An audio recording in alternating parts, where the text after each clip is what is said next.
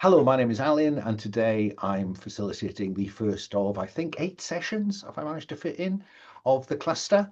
This is my own PbtA game of a ragtag spaceship crew exploring the 7 star systems that comprise the cluster.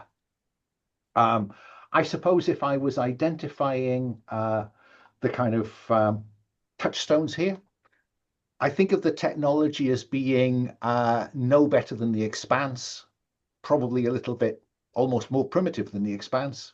And the idea of the found family of the crew is kind of Firefly-ish. Um, this is a kind of, I think I describe it in the rules as a threadbare future. So these are not slick starships like Star Trek or even Star Wars. These are more like submarines that fly, cramped, uh, aging, bolted together from subunits, which can be swapped out. So that's what we're about. Today is session 1. I mean, most of it will be session 0. We're going to finish creating the characters. Then we'll create the cluster that they're going to play in and the starship that they're going to use to move about in it. And then we'll see where they are and we'll play to find out what happens. Um, while this, I don't think that this is going to, stray into some dodgy themes, but we always like on the Open Hearth, because that's where this game is being played from, the Open Hearth community's monthly calendar. If you don't know about the Open Hearth, by the way, type in Open Hearth and go look it up, because we'd love to have you come and play with us. We think we've got a good table culture. We absolutely insist on playing with safety tools. So we're going to be playing with lines and veils. We're going to play with the X card as that opportunity to just stop, play, and check in. We're running with an open door. So if stuff happens in people's lives away from the screen, it's fine for them to go. In fact, it's fine for them to go if this isn't fun, because we all have more better things to do than to sit in front of a screen that we're not enjoying. And we're also playing within the community's code of conduct, which we think is a pretty robust document to try to ensure that when we're playing online, often with people we don't know. Now, as it happens, I know all these people. I've played with all of them several times. But where you're playing online, sometimes you end up playing with strangers and you need some ground rules. And that's what our code of conduct seeks to do. And as a debrief at the end, we'll be using stars and wishes just to see how things went and how people want things to go going forward. So that's my blurb. Let me just ask the players to say hello in the order I can see them. So Brandon, say hello, tell us about your pronouns, and tell us anything else you want to. Sure. Hi, I'm Brandon, he, him. And um, I love The Expanse. I love space games in general. I like science fiction. And so there's everything, this sort of game is everything I like about tabletop games. So that's all. Well, no pressure then. Um, Zena, say hello, tell us your pronouns, and tell us anything else you want to say. Hi, I'm Sina, they, them. Yeah, I am also very much into sci-fi. I also love the idea that this is, you know, playing into these themes of like found family and, um, yeah, like you said, a threadbare future rather than, I don't know, um, some sort of odd techno utopia or something like that. Hmm. Yeah, and I'm excited to play this. I just listened to a little bit of your actual play from the shared hearth, and that sounded really cool. So, Well, and yeah. and and that is a perfect segue to Teast, because we are playing this Yeah. game because Teast played in that one shot and was very keen to carry on with it. So that's why this is on the calendar. So Teast, say hello, tell us about your pronouns, and tell us anything else you want to say. Yeah. Hi, I'm Teast, he, they. Uh, yeah. Xena was telling me just the other day that she didn't even recognize my voice because when they listened to the recording, we hadn't actually met at that point, even though I've got quite a distinct voice. And I guess my comment is that I've just started watching Firefly with my children, so that's that found family in space thing is very much on my mind. Right. And finally, Paul. Paul, say hello, tell us your pronouns, and anything else you want to say. Hello, I'm Paul, he, him, and I'm currently playing this game from a hotel room. So we need to be careful about your internet connectivity. Fine. If you disappear, we'll know why. We have, this is a game in which you start off by outlining what kind of society you came from across the cluster, and that will define cluster creation when we get onto that a little later. But the next step in character creation is to talk about which careers these characters took part in prior to joining this crew. So I'm going to go in reverse order for this because Paul very, very kindly agreed to take last pick at society. So Gort, who comes from a harsh society, I'm going to give you first option on a career, Paul, for Gort. What are you interested in? Gort, as you said, comes from a harsh society, and in that society, he was a soldier. Fair enough. So if you select soldier, that will begin to narrow down our options. Teist and Zena, you kind of were both quite interested in the same society. So I'm going to come to you next. Zena, do you want to tell me which career appeals to you?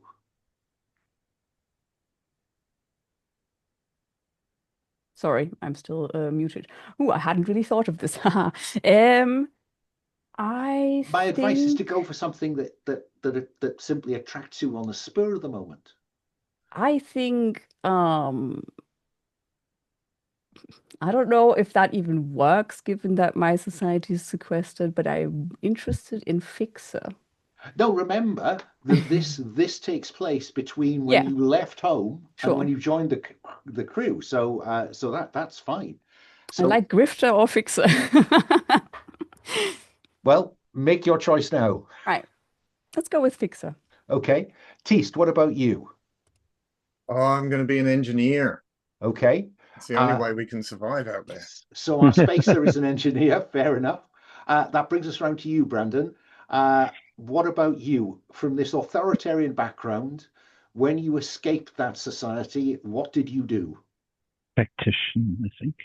Tactician, fine. And I'll come back in a slightly different order this time. So I'll start this time with you, Brandon. What else did you spend time doing before you joined the crew?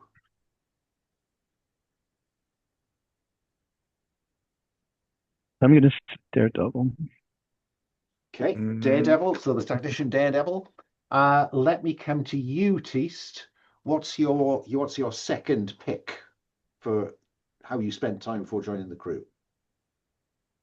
I'm going to go for a hustler to try and get all the bits and pieces that I need. Okay, so a hustler. And then Zena, what about you? As well as spending time as a fixer, what else have you done before joining the crew? Well, let's just go with Grifter then. Grifter, okay. And I don't think that leaves you a huge choice, Paul, but you have some choice, I think. Yeah, that's perfectly fine. Because it's got to be a scoundrel. Wow. Yeah. How could we possibly have a space game that doesn't have a scoundrel in it? So soldier and scoundrel. True. Now, what I'll point out to you folks is that you will see that generates the two moves that you will start with. One move related to each career. And now you have to allocate your stats, which is a +2, a +1, 2 zeros, and a -1, to the stats finesse, shady, sincere, and sharp. Don't worry about cred. Cred looks after itself. And what you might want to do is check out your career moves to see which ones they roll with as you make those choices. Yeah. So I'll give you a moment to think about that and just kind of mull over, because each of those career moves can engage with two different stats depending on how you approach the problem you're facing. So the crude example is our soldier using a ranged weapon, roll plus finesse, get up close and personal, roll plus force. Our engineer Use brute force to provide an immediate solution, roll plus force. Take the time you need to work out a more elegant solution, roll plus sharp.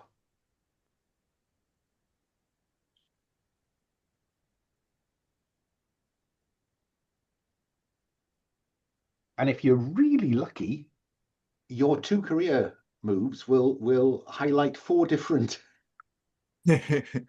Yep, mine do. Yeah, which requires, therefore, some difficult choices.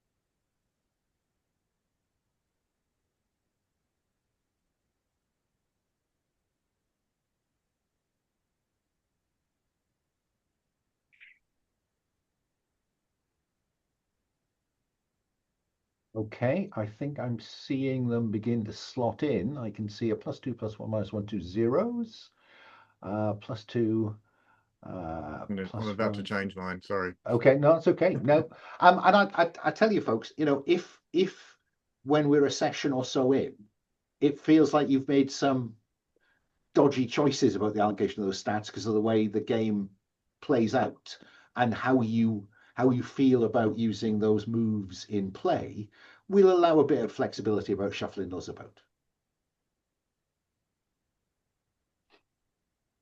So this looks like an authoritarian tactician and daredevil focusing more on, let's have a look what's down there. I'm still working the stats. Oh, yeah. Okay, right. Then soldier, strong on finesse, less so on force. So finesse overlaps between the 2 moves. So spreading the talent. I see. Yeah.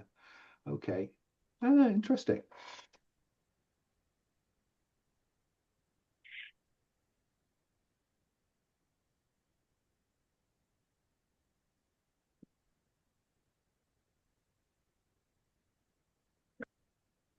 Now, having selected, carry on tinkering with your stats, but if you're solid with your stats, scroll down to about row 25, 20, or 35, 36, I think. Those drop downs on gear you can use, if you hit those drop downs now, you should see quite a long list that takes account of both your careers and your origin story. You can select 6 of those items for your personal locker. That won't change until you next have a chance to do a bit of jiggery pokery at some space station. So these are the 6 items you will begin play with.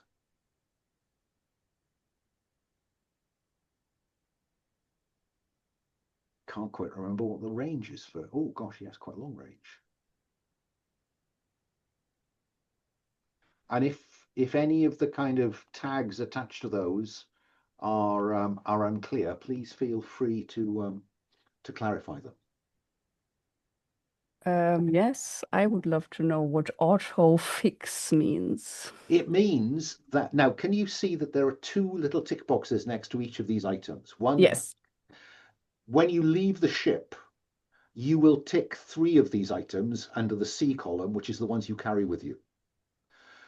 You can sometimes sacrifice the usage of these things to improve your chances of success. So, for instance, I want to shoot. I shoot normally, fine.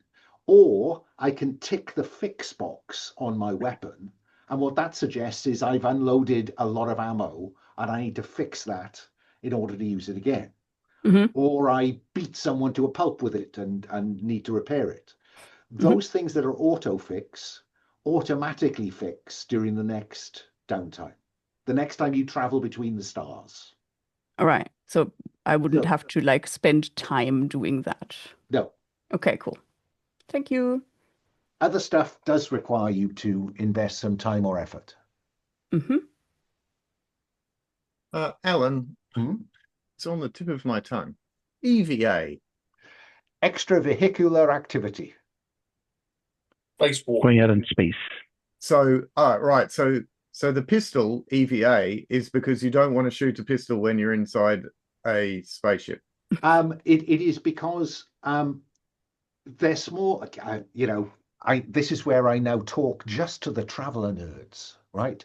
This is the snub pistol. This is the slightly large bore rocket pistol. So rather than firing a gun in 0G or low G and finding yourself spinning away from the target, this ejects the round, which then has a rocket shot that sends it away. Recoilless pistol. A recoilless pistol. It can be used in atmosphere and in gravity just as well, but it is a weapon that is going to mean that you can use the other weapons in vacuum, but you have to be kind of careful about balance and positioning.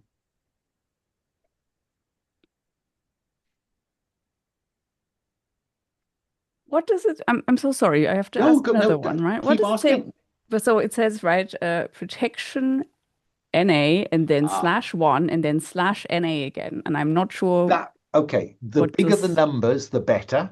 And the more numbers, the better. NA is not applicable. Great. Right? So each of you, I think, still has an option to something called a reminder of home. Protection, not applicable. 1, not applicable. This is the only way to protect yourself from emotional stress. Okay, cool. But so crudely put, the more numbers, the better. And the bigger those numbers, the better. But it's a lot easier to explain once we get going than it is to try to describe it now, if that's okay. Cool. And in fact, I should be clearer, that reminder from home can also protect you from physical harm because it's your lucky charm.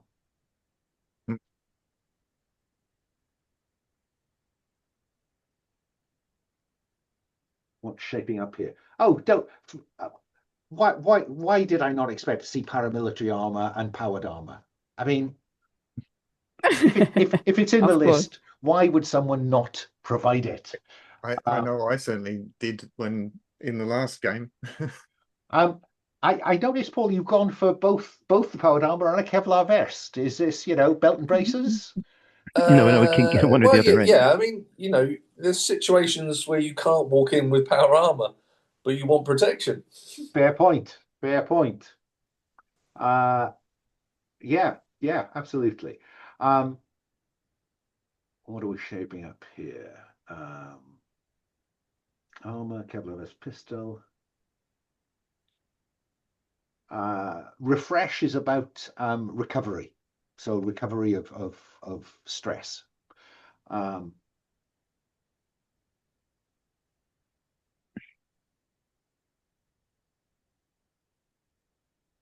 Okay. Ooh, surveillance drone. Ooh.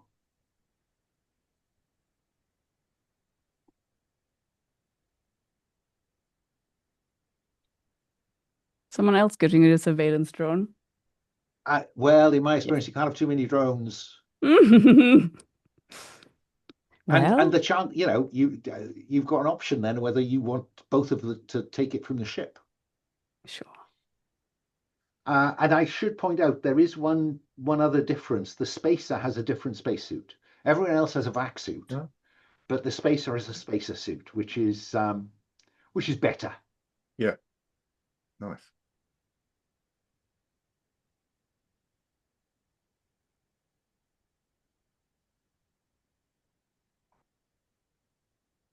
That's in the ship's locker rather than your personal one.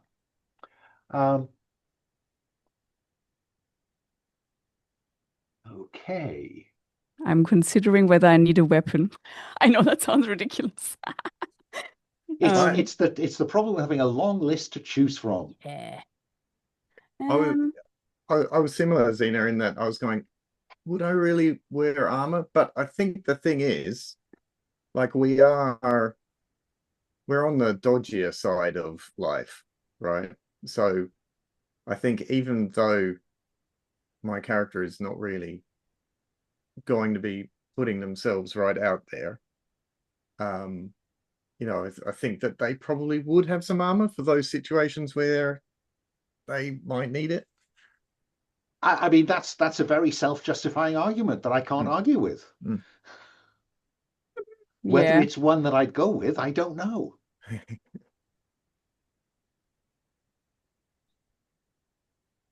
Because the fixer grifter, you know, is all about creating impressions that won't require stuff to go pear-shaped. Oh, Let's go with the shock baton. That's a nice kind of, you know, low level kind of who could complain about that?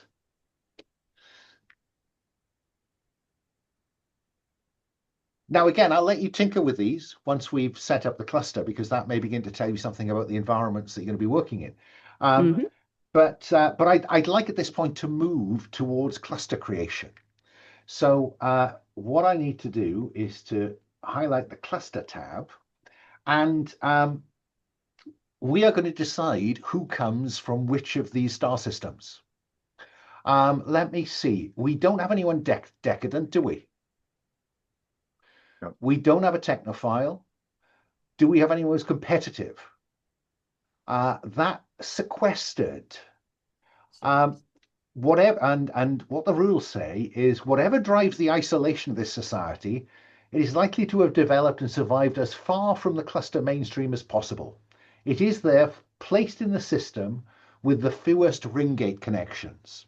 And if you scroll down that page, you will see the connections. Now, as I look at this, there is a system all the way down. It's currently marked number 7. That if you scroll down has only 2 ring gate connections to other systems. It is the most isolated, and so that is home of our sequestered. Right. Now, Zena, that's you, isn't it? Yes. Oh, no. Yes, it is. Yes, that's right. Teast is spacer, you're sequestered. So what I need you to do, up there where it currently says 7, at the top on row 3, 4, I need you to name your star system. Yes, my worst skill naming anything. Well, I mean, for what it's I worth, will give it a thought. Yeah, give it a thought. Sorry? And don't use up all your imagination, because then you'll have to name your habitat or homeworld. Ah, great. Okay. I will have a thought. Okay. We got nobody who's self-reliant. We got somebody who's harsh. That's you, isn't it, Paul and Gort? Yes. The conditions that created this society are unlikely to have been tolerated close to the center of power. It is placed in the system that is the next most isolated. And I think that is one is as isolated as 7. Well, and 4 not too, quite. Right? Yeah, you've got some choice here. You could either go system 1, which connects to number 2 and the hub. Oh, sorry, that's right. Yeah, you're right. That is sorry, that's very stupid of me. So that is 2 and the hub. Yeah, so that's you then, isn't it? That has to be you. System 1. So society is harsh. And that will have generated a question that we'll want to answer when we go back to character creation. Yep. So this becomes an iterative process. The others have some choice. So our authoritarian, do you have a preference for where you want to go relative to the you can't go to hub. Hub is the kind of center of the cluster. What are sword worlds? Sorry. Say again? Sword worlds. Sword worlds. That's the name of my system. Oh yeah. Oh, there we go. Yeah. Thank you. Yeah. They just appeared, and I just didn't know what it was. Yeah. Right. Brilliant. Okay. I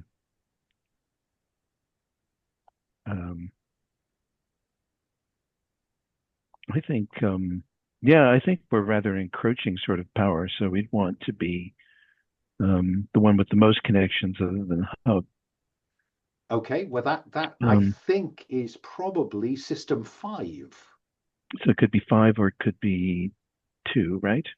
And we're going to go with 5. Go with 5? Yeah. Yes, we're going with 5. Hmm. Yeah, because I think that has 5 connections, which is the same as hub. So again, name your system, and you want to go on from that and name your homeworld or habitat. It can be numbers, letters, words, whatever you fancy. Dig back into that Star Trek understanding and memory if you want to. Then what about our spacer? Where do you want to go, spacer? Do you want to be So well connected or poorly connected? I think we'll be fully connected, because that's one of the reasons why everyone is coming through. So number 2. I think that's probably number 2. Go for it. So that is our spacer, and that is our authoritarian. There we go. The hub, the hub and systems 4 and 6, which we may name as time goes on, are as yet undefined. Yeah. So having looked at that, we now need to know something about these systems. So let me just hide something over here. We're going to talk about what's in the system. Okay. What kind of system is it? Does it have planets? Does it have gas giants? Is it, what have we got? What do we got? So in this, a self-reliant would get first choice. A spacer would get second choice.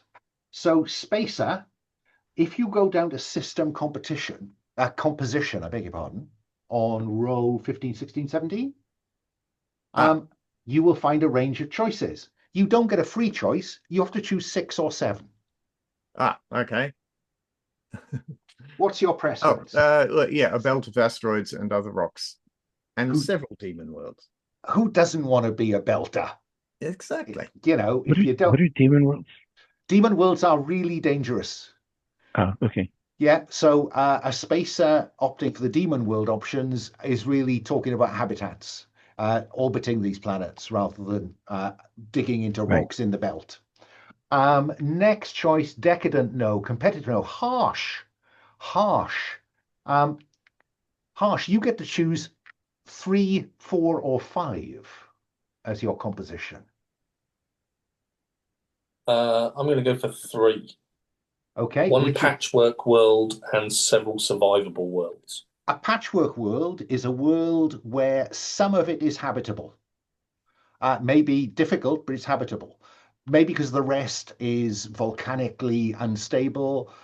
Maybe the patchwork bits of this are deep crevices in the surface where atmosphere settles, and above that it's just barren. Maybe it's on the peak of mountains where the atmospheric pressure is low enough for survival.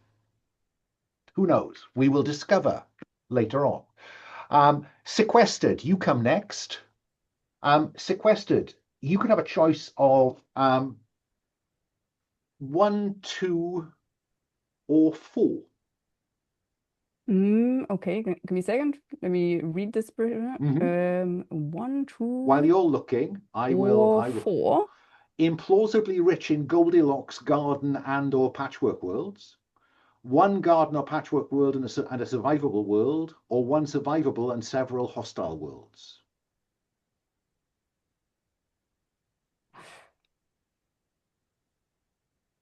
I think I would take 4. 4, fine. Make your pick. Actually, no. 2. Oh, go on. Sorry. 2, fine. Whatever you want. Whatever you want. 1 garden world, or patchwork world, and a survivable world. Okay. So that could be us. That is Earth and possibly Mars as the survivable. Maybe. Who knows? And finally, then, all the way down to our authoritarian, you can choose something between 2 and 7 that is not already in the cluster. Because who wants to have similar star systems? Yeah. Where's the variety in that? So 2 to 7, So but 2, 3, not I think. So that's really 4, 5, 6. 4, 5. Oh yes, yeah, that's right. 4, 5, 6.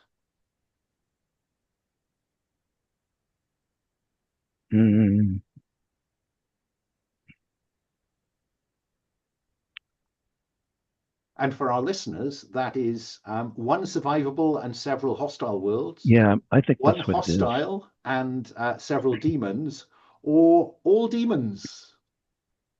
No, I think we have one relatively populous world, and then a number of worlds that are primarily exploitations of resources. Yeah, well, we'll find out whether you're capable of exploiting those resources in a moment, because we're going to look at your technological bases.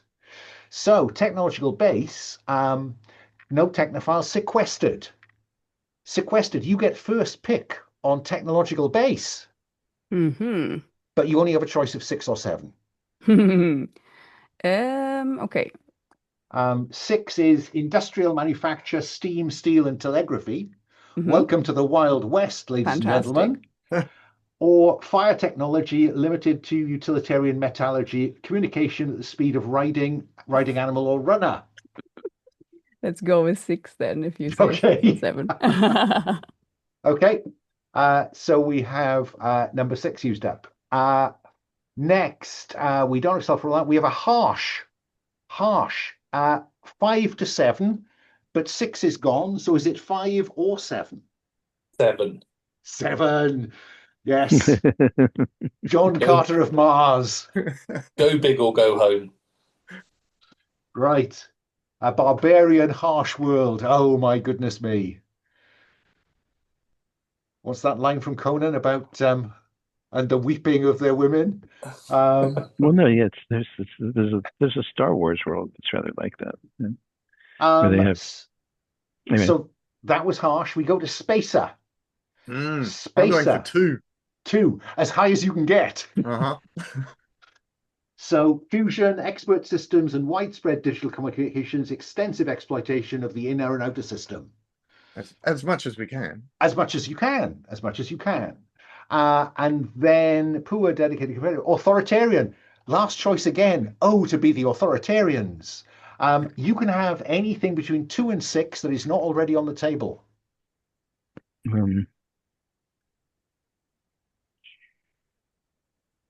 Which means, I think, 3, 4, or 5. Yeah. Yes. Yeah, I think it's definitely 3. Fission, we're trying to project force. Digital computer control, satellites, and inner system exploration. Fair enough. Okay. Finally, the socioeconomic framing of your society. So this time we don't have decadent, we go to harsh. Harsh. You get a complete choice of 6 or 7. I'm going to go for 6, which is numerous needs mean barely enough to go around, and there's widespread inequality and exploitation. So you've advanced beyond barbarism and or barter for scare resources. Well done. We're not nasty people. No, of course not. Poor technophile. Sequestered goes next. You can have anything between 4 and 6 that is not already on the table, which means you can have 4 or 5. So that is broadly sustainable, enough to go around, but that doesn't mean it's evenly spread, or barely enough to go around, but relies on key imports, considerable inequality. Given that it's sequestered, I feel like imports might not be the best choice. Point. So let's go with 4. I think there's a lot of logic in that. And then we work our way down. Guess who goes next? It's the Spacer. Poor old authoritarian goes last again. So you can have anything between 2 and 6 that isn't already on the table. Yeah. Which wealthy elites have first call on numerous surpluses. There are needs, but they are largely balanced by exported surpluses. Surpluses generally outweigh needs, but neither evenly spread. Where are you going to go on this? I'm going for the surpluses generally outweigh needs, but neither is evenly spread. Okay, fair enough. And finally, our authoritarians. You can have anything between 2 and 6 that is not already in use. All right. We'll go with number 2 then. Yes. Number 2, yes. That is needed. I thought our spacer might have gone for that. So Wealthy elites. Ooh, the regime. Mm-hmm. Right. This is a Say no well. more. This is a well. This is a well run society. Unfortunately for its neighbors, you know Okay. the. So what are we going to? So now I get to define hub. So what can I have? No one has taken one, so I will. Implausibly rich in Goldilocks worlds. These are worlds which are easy to live in. These are utopian in terms of there being negligible threat to humanity. Local technological base. Yeah, I think I want to establish a significant lead on the rest of the cluster. The hub is the hub for a reason. Mm-hmm. So we have developed cold fusion, generative AI, ubiquitous digital comms, and widespread system colonization. I mean, none of us could have chosen one for any of those, could we? Do you know why? Now, that's what I call game design. Yeah, game design, gamesmanship, more like. And because I just love to have wealthy elites. Wealthy elites have first call on innumerable trade surfaces. There are very few needs that could not be met, that could not be met. Whether they are met or not, we will discover if and when we visit Hub. So right now, then, we have our harsh world, Gladius in the Sword World system. Thank you again for that traveler segue. Our spacer is living on Duran's Valley in the system of Long Cloud. And is the word Long Cloud related to the kind of massive asteroids in the belt? Is this almost like a cloud around the sun? I think it's there is some kind of dust or something that actually is a huge cloud throughout the whole system. Oh, right. Okay. Then we have our hub. They're called dusters rather than belters. Yeah. Yes. So is Duran's Valley, is that an asteroid or is that a station? Is that a habitat or a it's a valley in an asteroid. Fine. Built on the sides and yeah. Enough said. Authoritarian is the system name is the Collective. And you live on the survival world Revolution by the look of it. Yes. And then we have a system called Omega and the Omega Anchor system. And not I'm going with Novice Zeta. You know as much about this as me. Okay. I just looked at some random names and went like, let's use this. I am curious. You've got a choice here. Is it a garden world? Earth is a garden world, right? Mhm. It's not a Goldilocks world. It's a garden world. So there's plenty of stuff about resources and the natural resources are there, but there are also natural threats. So it's like Earth. Or do you want to go for a patchwork? Where is Novice Zeta in the system? Is it on a garden world or a patchwork world, or is it actually not on either of those, not a survivable one? I'm just curious. I think. Don't tell me now. Okay. But think about it. Think about it. Yeah. The other thing we need to do here is have a look at your factions, right? And this is not ordered in any way. I'll give you an example, right? Let me go to Hub. Faction type. It is a government. It is the closest that cluster has to a cluster-wide government. Faction detail. I think I would go with. I don't want an authoritarian dictatorship because we've got authoritarianism in the game. I am inclined towards an oligarchic elite, unless someone is very keen to have access to that. My other option, I think, is a dynastic lineage. Anybody interested in either of those? Well, look, I tell you what, I'm Right. going to go for a dynastic lineage in the short term, and I'm very happy to swap that out for something else when the time comes. Okay. Faction reach is across all the systems of the cluster. Visibility and reputation. I'll come back to that. So let's start. Let's go left to right. Oh no. Our authoritarian had to go last for everything else. So I think we owe our authoritarian society the chance to define a faction that they want. So what type of faction are you interested in?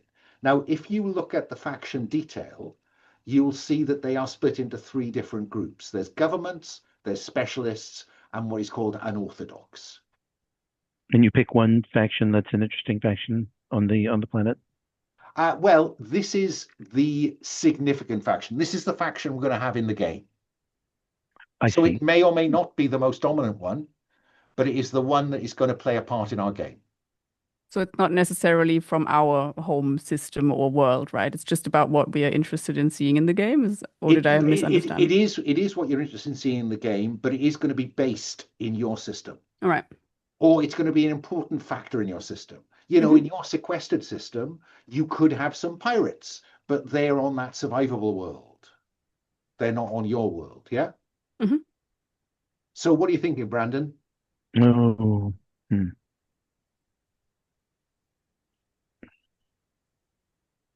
I mean, the immediate thing, of course, talks to the government, because I think this is an extremely organized and regimented society.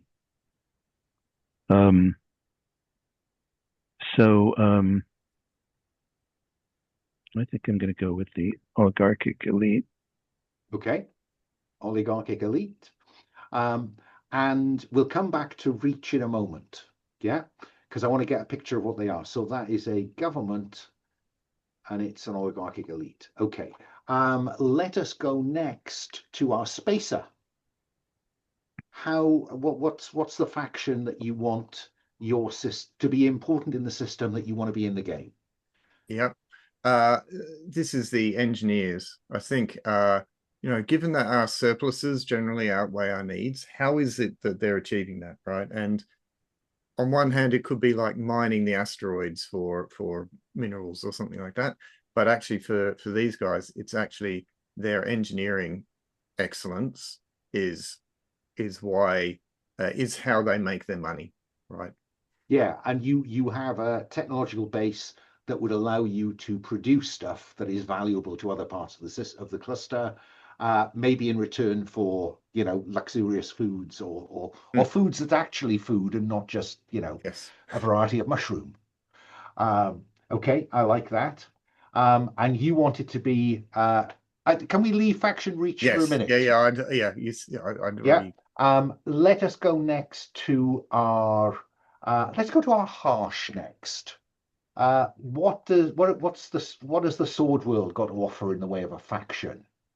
It's going to be an unorthodox faction. I don't know what that's going to spin, but let's have a look. I mean, there is that point. These are all numbered. You could just roll a dice. I'm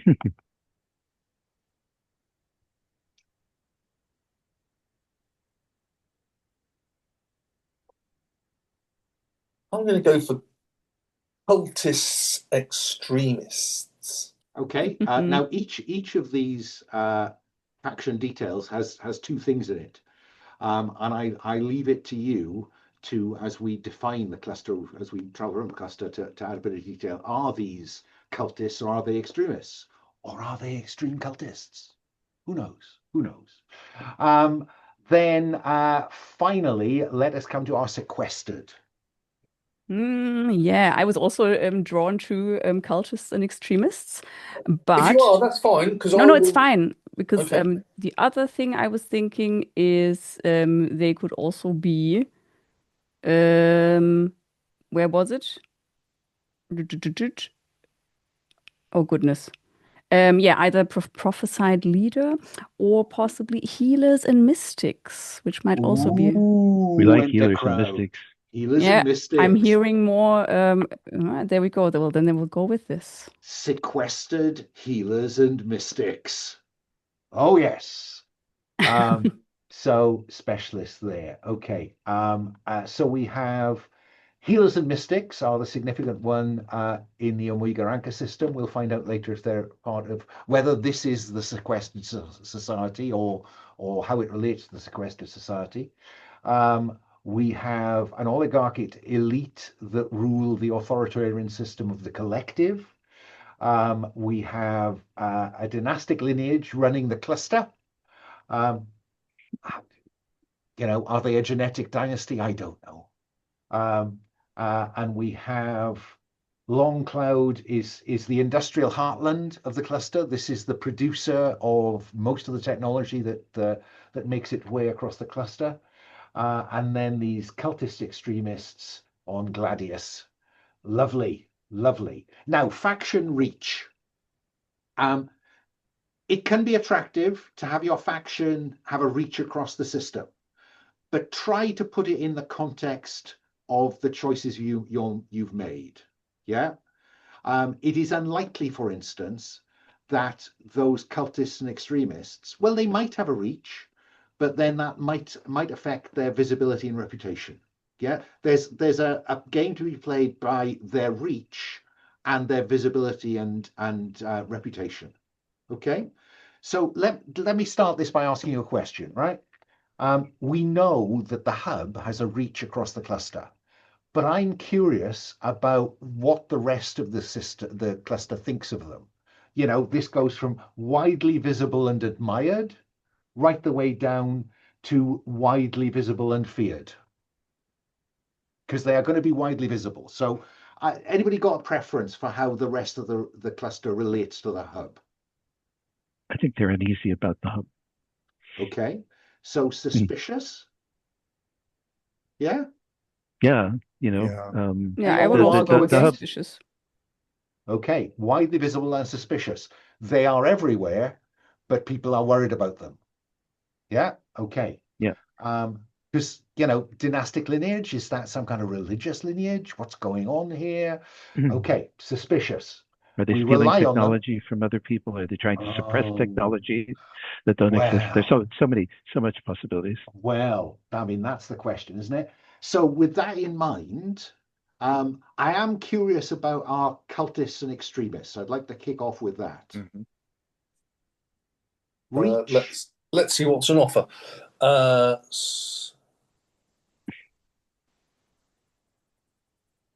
So this goes basically from 1 throughout the terrestrial, orbital, or deep space home of the local society. Now, given the tech level, that is on Gladius, right the way through to across all the systems of the cluster. Sometimes it's just to ones that they're linked to by a ring gate. And again, that may be related to your technological base. What's the difference between 1 and 2? Okay. Technological base limits what's been explored. Yeah. So that would mean it's across all of Gladius. 2 is across all of Gladius. Yes. And so is 1, given your tech level. I still like 1. We'll go for 1. Okay. Throughout the terrestrial, orbital, or deep space home of the local society. The home of the local society is on that planet. So these cultists are known across that planet. Now, with that in mind, this is your planet and system. It's for you to tell us how they are perceived by the rest of the people of Gladius. What is their visibility and reputation?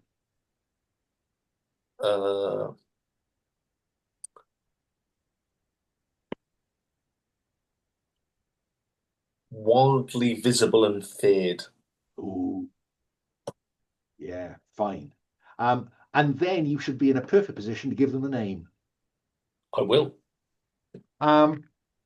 Who else is likely to have, based on technology? Yeah, let me go next to our sequestered. These healers and mystics. Is that your society? I mean, I wouldn't assume that the whole planet is full of healers. Get that. You know what I mean? Yeah. But I think maybe that's sort of like a very influential part of it. Now, does that make sense?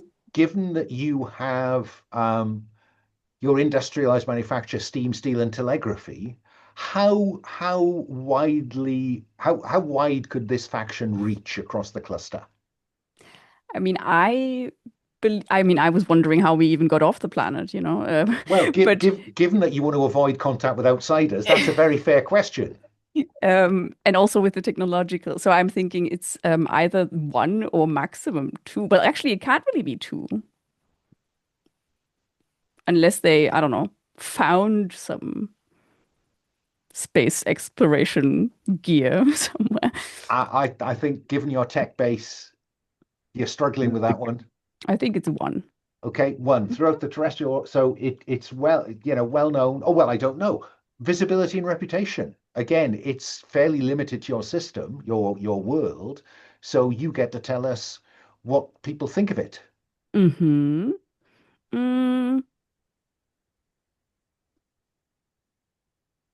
I think it's so difficult because it could be rumored and respected, rumored. but it could also be like, but rumored sounds in the sense of like, people know about them, but they don't know much about them, and because they're so influential, it's kind of it's just more rumor than actual knowledge about like what's going on between the behind those. And are those rumors positive or negative? Is this towards rumored and respected, or rumored and feared, or insidious? That might begin to shift you between healer and mystic. I'm thinking I'm between respected and suspicious. I don't think they're feared. Okay, so make your pick. Let's go with this one. Respected. Rumored and respected. Fair enough. Let's come to our fission digital computers and inner system exploration. Our oligarchic elite, authoritarian government, authoritarian society, faction reach. Adjacent systems through the ring gates. Absolutely. Fair enough. So those systems where you have a ring gate connection to, this faction can reach that. It can influence things. That's not to say that these factions can't influence things beyond that, but they have consulates, trading posts, churches, whatever it is, on those adjacent systems. Fine. They have pressure on those systems. Exactly. Now, is what it amounts to. One of those systems, two of those systems are Long Cloud and Omega Anchor. So Long Cloud, what do you make of these this oligarchic elite of the collective because you see them on the planet, you see them in your system. What do people think of them? I think, and you might see this when we get to my bit, but they're quite independent peoples and are not happy to have other peoples coming and telling them, how to act and what to do. Okay. Which seems to be what they are trying to do. So, known or widely visible across your system and stations? Let's make them widely visible. Okay. And are they admired, respected, suspicious, or feared? We're going to end up with way too many suspicious. I might, Rick, if I may suggest. I view this as these are militarist peoples. So they, their presence carries a threat. I'm not saying Long Cloud or are cowed by them. That's not the case.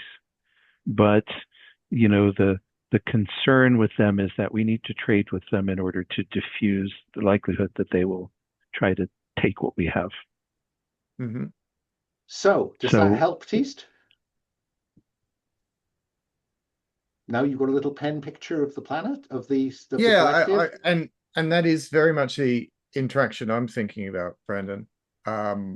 So I would consider that feared rather than suspicious, because their stance is perfectly plain. They're not insidious. We would be able to run your engineering complexes much better than you could. Yes. Yeah. Yes. Yeah. We don't quite understand them, so we need to keep you on to run them, of course. But you know, Yes, it's all about how you organize these things. Okay. So faction visibility for those is going to be widely visible and feared. And that brings us last but not least. Oh no, we've got them all now, have we? Yes. No, I haven't done mine. Oh, you haven't done yours. We haven't Sorry. done Spacer. No, we haven't. Yep. We haven't done the spacers. So faction reach. This could be large given your technological base. And then we'll ask the others how your engineers and industrialists are viewed across the cluster. So, you know, is this are they called Wayland Yutani, for instance? Yeah. They could be. I'm just curious. So I've got some options, and I'll throw them out there. Right, they could be Wayland Yutani. They could be John Deere, right? In that way that John Deere are like, hey, look, you can have all these wonderful technologies and stuff, but you cannot fix them. They're the only ones who can fix them. Gotta hire us. Yeah. Or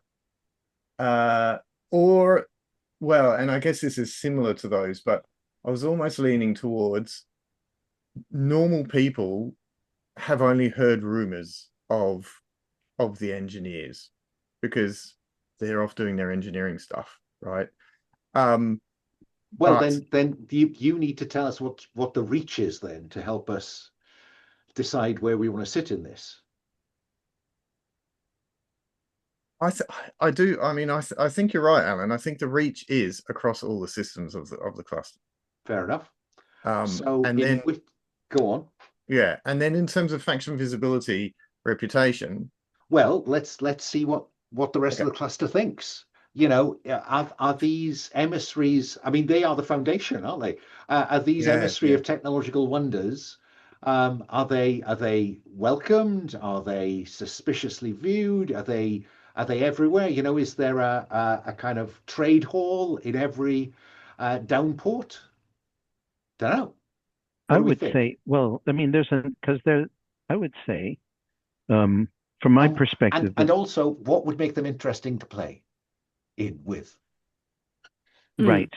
So I would say it's likely that they're respected, but not very well known. Yeah. Because economics figures in, right? A lot of these systems can't afford to buy their stuff in 1,000,000 trillion years, right? So, you know, they're, you know, people may have heard of them, you know, and maybe some very wealthy individuals on the planet have some tech. But, you know, most people, it's like, what's that? And so I would say either known and respected or rumored and respected. Rumored and respected. What do we think? I like thumbs it. Thumbs up, thumbs down. I quite like. I was thinking rumored and respected because then there's a bit of a mystery about them as well. Make your choice. Make your choice. We'll come back to faction action and faction object, their current focus, a little later on. But for now, I'm noticing it's 7 minutes past the hour, so I'm going to suggest we take a break until 1/4 the hour. Okay? Perfect. That's exactly what I was going to say. So yeah, we have a ship. We're not going to worry about the name. We're going to move straight past the name. Going to come back to the name in extra time because that'll be a difficulty. You as a crew of this ship are scraping by, right? So you'll notice that half of the screen in front of you on ship and wealth is about crew wealth, and you'll notice that you are currently scraping by. This wealth is an arbitrary unit of measure, you know, that you will be able to spend or earn. If you spend those 3 boxes that currently are scraping by, you will become desperate.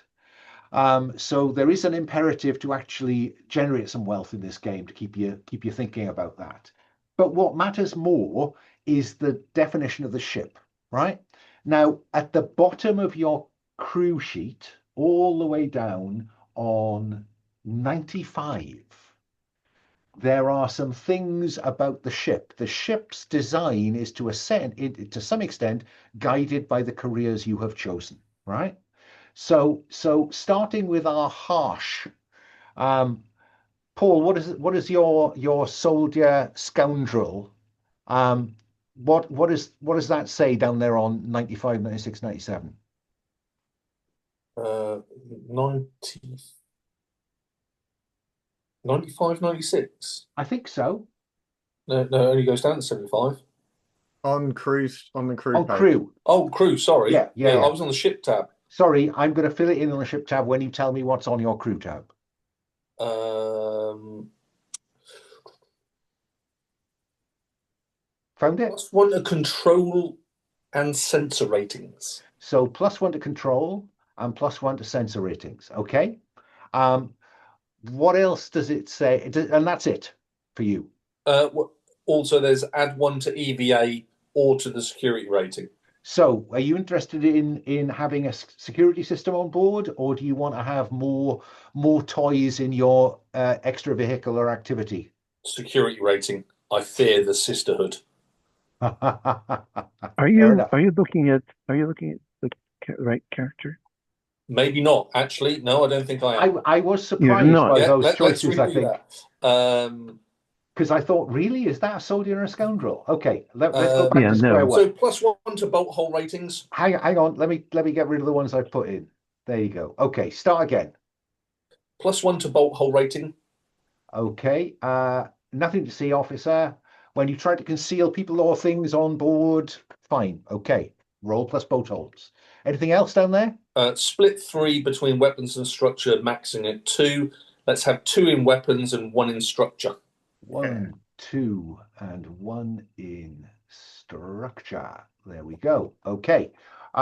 Let's go next to our spacer. What does it say down there on 95, 96, 97, wherever it is down there?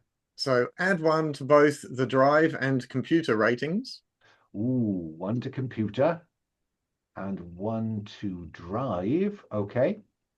And then allocate a total of 2 to any module ratings. But I tell you what, shall we keep that one in hand till we know if there are any more compulsory ones? Yeah. What about our authoritarian tactician and I forgot the other one? Tactician Daredevil. Yeah. So +1 to controls and sensors. Okay. Right, here we go. And then +1 to either EVA or security. What is security? Security, lockdown. When you try to keep a threat out of the ship or contain it in a particular zone of the ship, roll plus security. No, I go for EVA. EVA, that grants you, you've got more in the box than simply making a jump from your ship to the next one. Not a lot more in the box, but you've got something more in the box. Okay. Yeah. And then finally, our sequestered engineer, fixer and grifter. It is add +1 to the hospitality rating. Okay. And then I also have one of those allocate a total of 2 to any module. So we've got 4 to allocate in total. Let's go back to the ship tab, right? Where currently computer is you're rolling at +1. When you plot a course to an in-system destination, blah. Controls at +1. When you maneuver to avoid a collision or debris or break a missile lock or otherwise thread the needle, roll plus controls, roll +1. Sensors, when you scan near space, roll plus sensors, roll +1. Weapons, target locked. When you attack something, say which weapon you use and roll plus weapons. Okay. That's +2. That's your warship currently. Bolt holes, nothing to see, officer. When you try to conceal people or things on the ship from someone or something, roll +1 for bolt holes. Cargo space is limited, roll +0. Structure, brace, brace, brace. When the ship is at risk of damage, roll plus structure, roll +1. Suit up, when you want to board, this is the EVA one, when you want to board another ship or structure without formal docking, take your point of target, and in your case, you're not restricted to a spacewalk and a tether. You can shoot a magnetic grapple across using finesse. That's +1. Hospitality, finding a paying job and getting paid, +1. Nothing in the med bay, which is once per session when on board, each crew member can take the risk plus med bay to refresh or heal. And then during downtime, med bay provides an opportunity to blah, blah, blah. Drive, secure for high G when you make a high G burn to outrun or overtake something other than a missile, which are always faster. Roll plus drive, roll +1. Security, 0. Ship's locker, routine maintenance. It's a bit like the med bay, only for the ship, 0. And the shuttle has no particular useful modifications. So we have 4 to spend. Teist and Xena, you have 2 each. Based on that, Teist, where do you think you want to put your 2? You can split it, 2 1s or a 2. Can we advocate? Well, I want Sure. Teist to have first shot. What are you thinking, Teist? No, and I then the just rest of wanna- you can.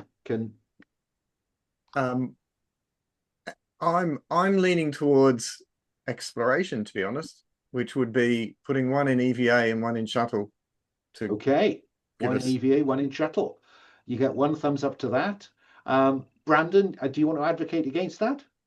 No, I don't. I want to Okay. advocate for something else. Those are both Okay. good choices. Okay, so that's 1 to EVA, and Oh, sorry, I just put the. yeah, that's okay, that's fine, and 1 to shuttle. So the shuttle, sorry, that's not what you mean. That's shuttle. The shuttle now chooses 1 feature from the list below: agile, armed, or resilient. Sorry, I'll need to get some of that strike through take note. We'll worry about that in a moment. Okay, Xena, where do you want to spend your 2? Well, I'm considering med bay. Okay. It also fits with the possible healers. Yeah, 1 for med bay. Okay. And the second, well, I'm thinking security would also fit with my guy, or I could do, yeah. Is that So we're cool? getting thumbs up. Again, I'm going to come back to you, Brandon. Do you want to advocate against those? I Or are you in might favor of something else? I might advocate if we're doing a lot of exploration, another point in sensors would be Mhm. grand. Wait, where's sensors again? Way up the top. Oh, there we go. Currently rolling +1. You know, I like Xena's spread. It's nice, even spread. Yeah, I mean, that's just a question of do you want more? Exactly. No, I like your choice.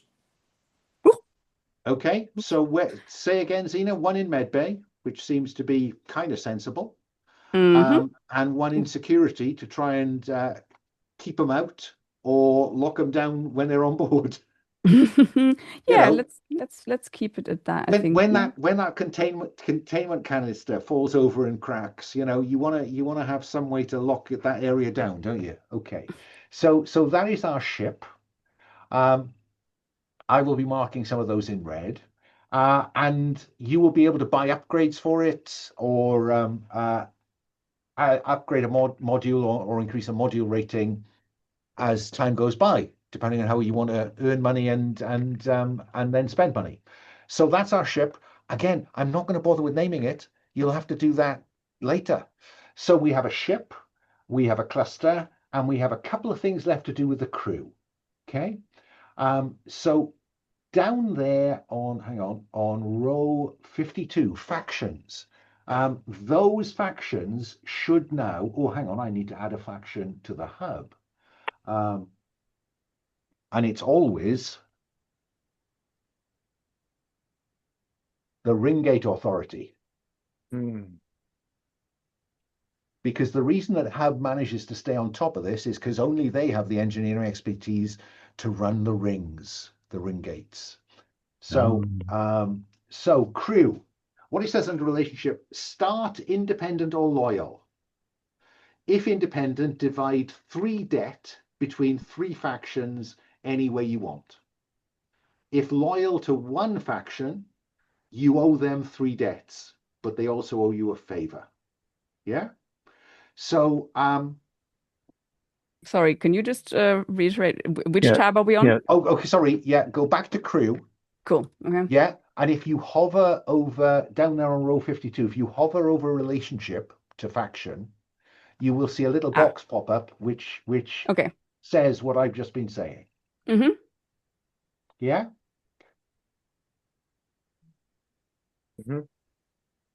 All right. So you can have loyal to one faction, you be independent to them all?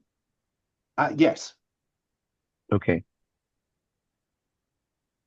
Oh, sorry, I missed that. So we're choosing one loyal and No, you are choosing either to be independent or to be loyal. If you're loyal, you pick one faction you are loyal to, and you owe them 3 debts. But they also owe you a favor. Yeah? Yeah, if you're independent, then you have 3 debts, but they're divided up between 3 factions. Different factions, yeah. And then you have one favor with a 4th faction. Sorry, I've just realized I've missed a sentence out in putting that in that box. Yeah. Okay. So independent, you spread your debts and favor. Loyal, you fix a lot of debt and a favor in the same place. So it's eggs and baskets here, colleagues. You can pick any faction.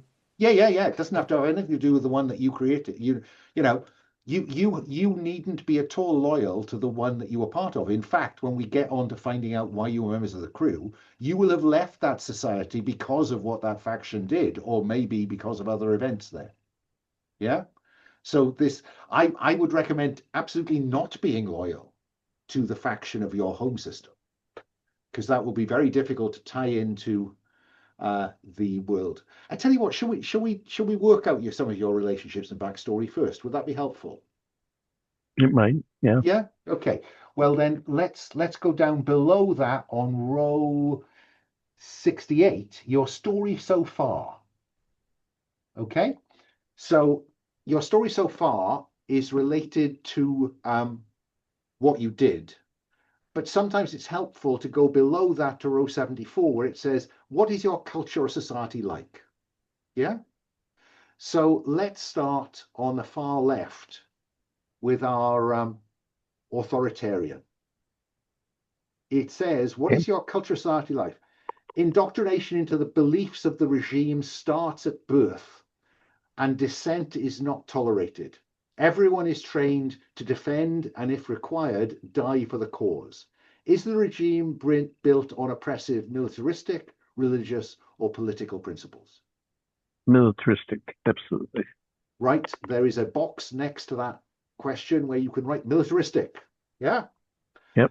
Let's work our way across. Let's go next to our harsh product, Gort. You were forged in a society where life is nasty, brutish, and short, with no room for weakness, and where honor and safety are a luxury very few can afford. Were your people shaped by never-ending war, a descent into bloody barbarism, or something else? Never-ending war. Wow. Let's go to our sequestered next. The elders of your culture, of your society, your sequestered subculture, limit contacts with outsiders. This leads others to see your people as unsociable, superior, and/or mysterious, and believe that you must be hiding something. Perhaps some mystic healers. I don't know. Do the elders fear outside contamination, or do they say your people and/or world are special? Well, I think it is both, in the sense of I think they believe they have a sort of cosmic duty of sorts, and in order to stay on track, they do think it's what's it called? Yeah, it's important to keep yourself pure from the ideas of other. Okay, so come up with a phrase or a sentence that describes what you just told me that fits in that box. And then our spacer. Everything is scarce and recycled among your people. Nothing is wasted, but death is always hovering behind the thin skin of the habitat or ship that protects you from a killing void.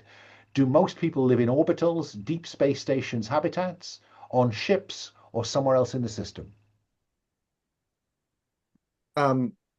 I think most people live buried as deeply as you can inside the asteroids that are proliferating. Put it in your box.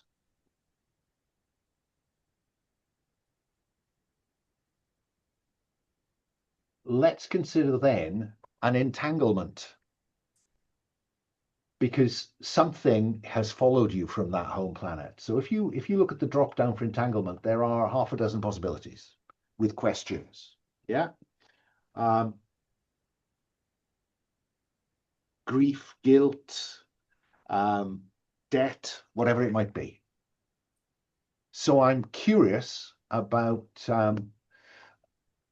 Gort has gone heavy on pursuit by the look of it. Pursued by a faction, which one? Or an individual? Who and why?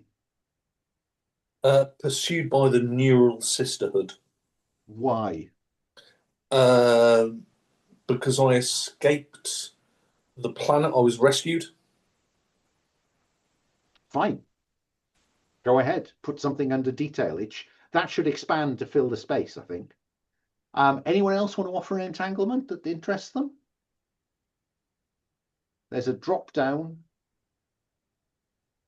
Some of them overlap, some of them are different. Mm.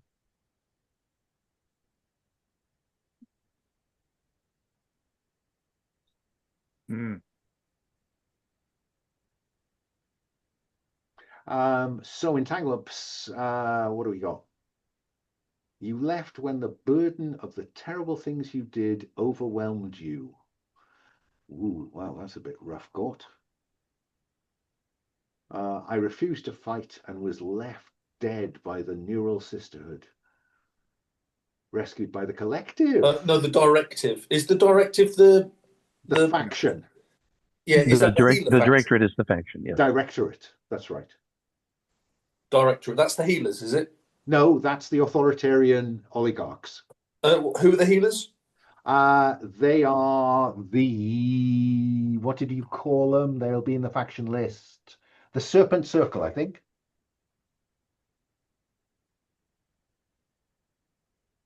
Yeah. Rescued by the Serpent Circle.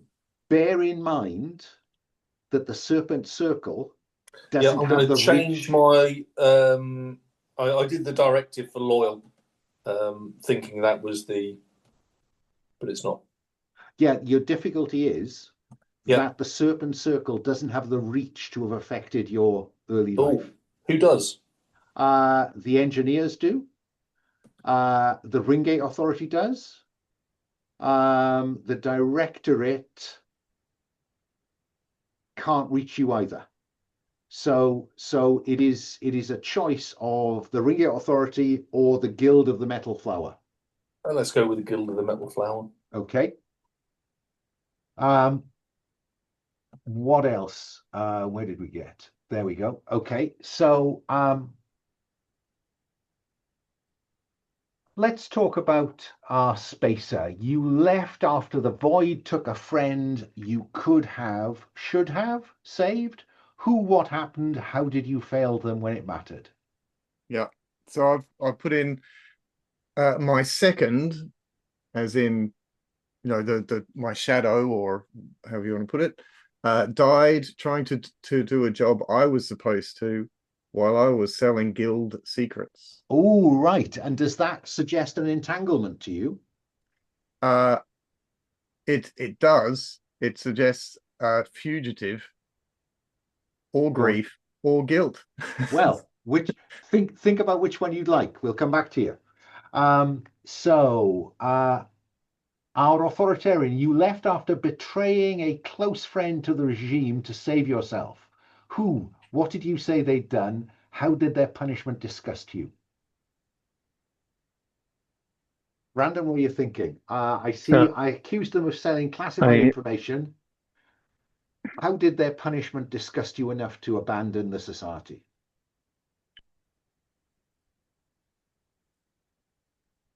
I think I think there was some collective punishment. They were basically marooned in an environment that was going to kill them. That was going to kill them slowly over time. Right. Yeah, because I expected I expected a clean death, and they didn't do that. Wow. I mean, Shipped to a we're trained. hostile system and condemned to hard labor in hostile conditions until they died. Yeah, it was what's the word? It was dishonorable. Fair enough. That's You good know. enough for me at this point. And then does that begin to trigger an entanglement for you? Yes.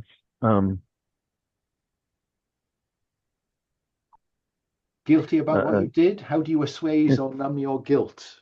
is The detail it box. guilt? Is it guilt or is it grief?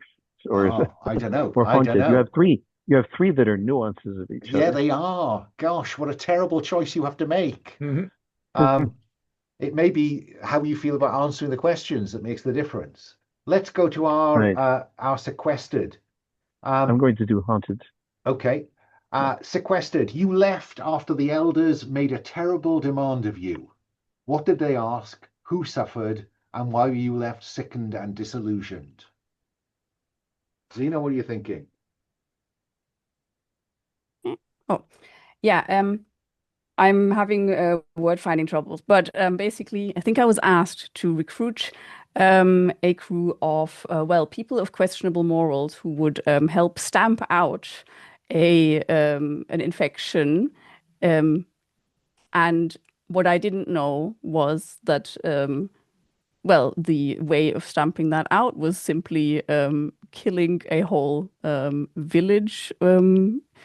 And that has left me disillusioned because, they had rather a different interpretation of what healing means. Put something like that in that box, and I will be very happy and ask you to go on and think about what entanglement this has left you with. So let's go back to our authoritarian. I accused them of selling classified information, blah, blah, they were marooned. Haunted by what you had to do. How does this trauma express itself?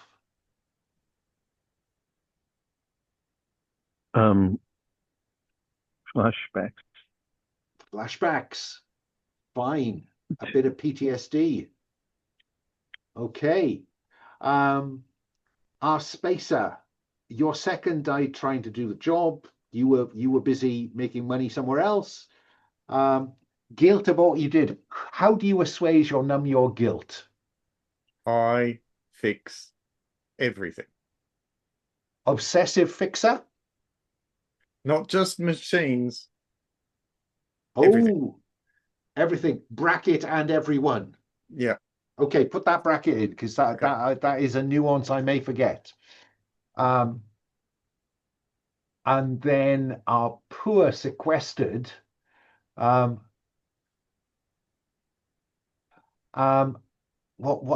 do you think this has left you feeling? Is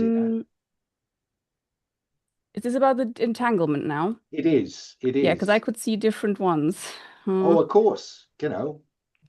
I could see it being a dangerous secret or the conspiracy.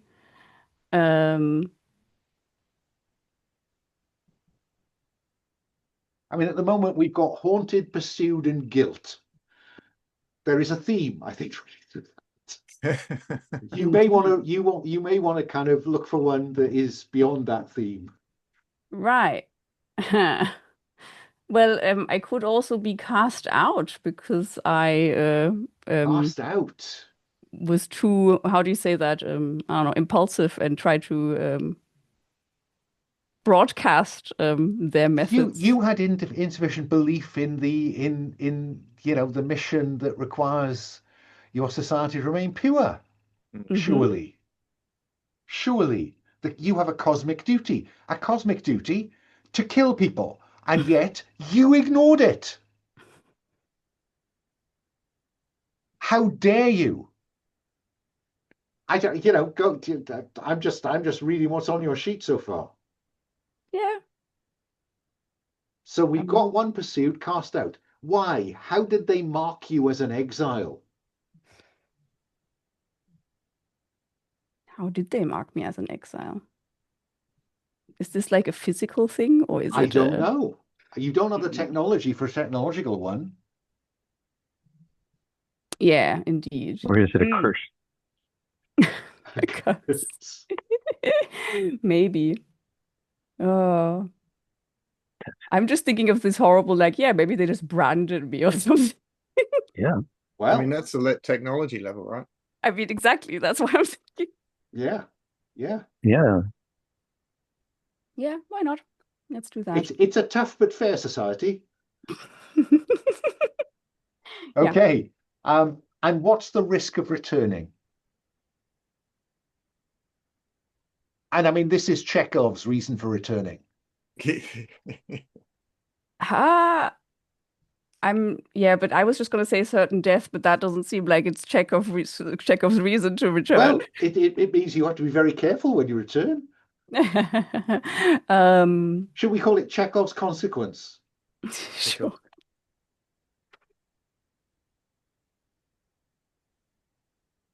Or is it worse Actually, than that? maybe Is it's not certain death. Maybe it's just, being isolated for the rest of my life or something, Oh, you mean being,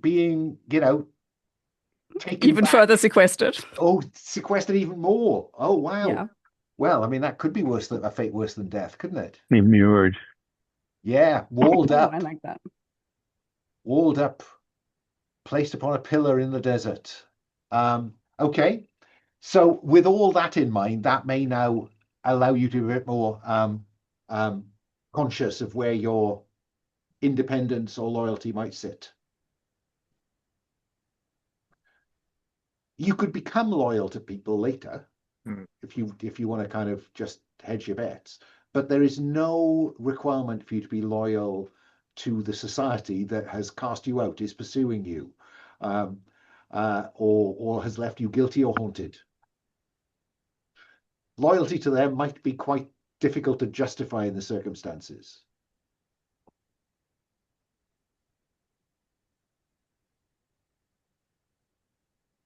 So the Guild of the Metal Flower, you are loyal to them, I'm guessing, Gort, because they rescued you. Yes, and have armed me well. Okay. It looks like our spacer is independent currently.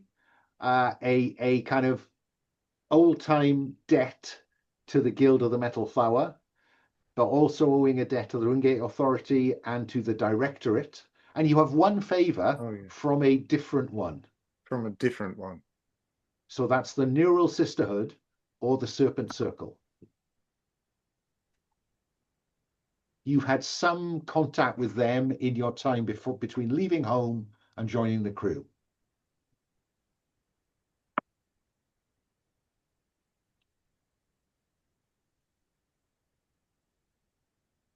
Who do you think would have rescued my character? Because I don't have the technology to get off. I mean, your socioeconomic framing means that broadly sustainable, enough to go around, but that doesn't mean it's evenly spread. So rare visitors. The only faction that has the capacity to visit you, at all, really, is either the Guild of the Metal Flower, the Directorate, or the Ringate Authority. I can't really see the Directorate being too interested in rescuing some random person from. You'd be surprised. Unless, of course, they think, oh, maybe you know something about this, what these healers do or whatever. Like maybe they just want someone to owe them a debt. Yeah, or maybe it's just extra labor, for goodness sake. I mean, especially whatever skills you have. Either that, or it's the Guild of the Metal Flower. Well, we have a place. These debts are hanging over you, right? These factions are going to want those debts paid. Doesn't matter why. It's simple enough. You snuck on board a Directorate ship that arrived trying to establish some some base on the planet. You went over the wire, and they found you in a cargo hold. Who knows? But they didn't take you back. Or given that the Serpent Circle owe me a favor, I could have been helping them out in some way, and then as I was leaving, you stowed away, or I helped you. Remember that these are debts you have accrued since leaving, or through the process of leaving. So yeah, but that would make sense, right? Okay. You would have. Okay. You would have done something there. Yeah, why not? Okay, go for it. So the Serpent still, Tease, you still owe them a debt. Maybe that debt would be fulfilled if you returned this exiled, cast out. I don't know. Anyway, what are you thinking about where your loyalty lies, or where your debts and stuff lies? One to the Guild of the Metal Flower. You can have, spread them about. I mean, I've refrained from putting it on one of the like 4, 6 or other faction, right? Yeah. Right. So because we don't know much about them yet, do we? No. I think I do have the debt to the Guild of the Metal Flower, because I'm feeling, me selling secrets, that's still a secret. They don't actually know about that yet. Okay. And I still actually believe in what they try and do. I was just trying to make some extra money. You were just making profit off the top of it. Yeah, I get that. Oh yeah, it's all in the best possible taste. I understand that. Okay, so positively loyal to the Guild of the Metal Flower. Wow. Yeah, I was torn, but I can't really see how it would work to have debt all over the place when I have not actually been away from my home planet for that long. Remember, you've spent time as a fixer and a hustler out there in the world, and a grifter out there in the world. This has been picked up since leaving home, and that this isn't the first episode. Exactly. You have a backstory. There is we may find out more about it. Fantastic. This is season 2. Then wait, give me a sec. Then let's go with these guys.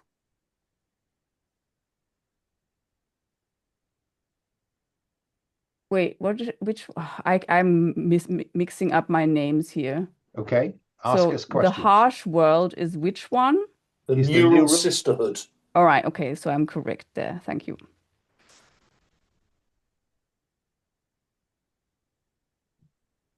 Never get in league with the Sisterhood. They are evil. Yeah, but maybe I recruited some people from... Who knows, eh? Yeah, at some point. Okay, so that looks like we've got a full range now spread about. You've got one favor from one that you don't owe a debt to, Zena. Oh, whoops. So if your debts are to the Neural Sisterhood, the Ringate Authority, and the Guild of the Metal Flower, you're owed a favor by the Directorate. It seems unlikely you're owed a favor by the Serpent Circle somehow. Indeed. There we go. Okay. So one last question, really.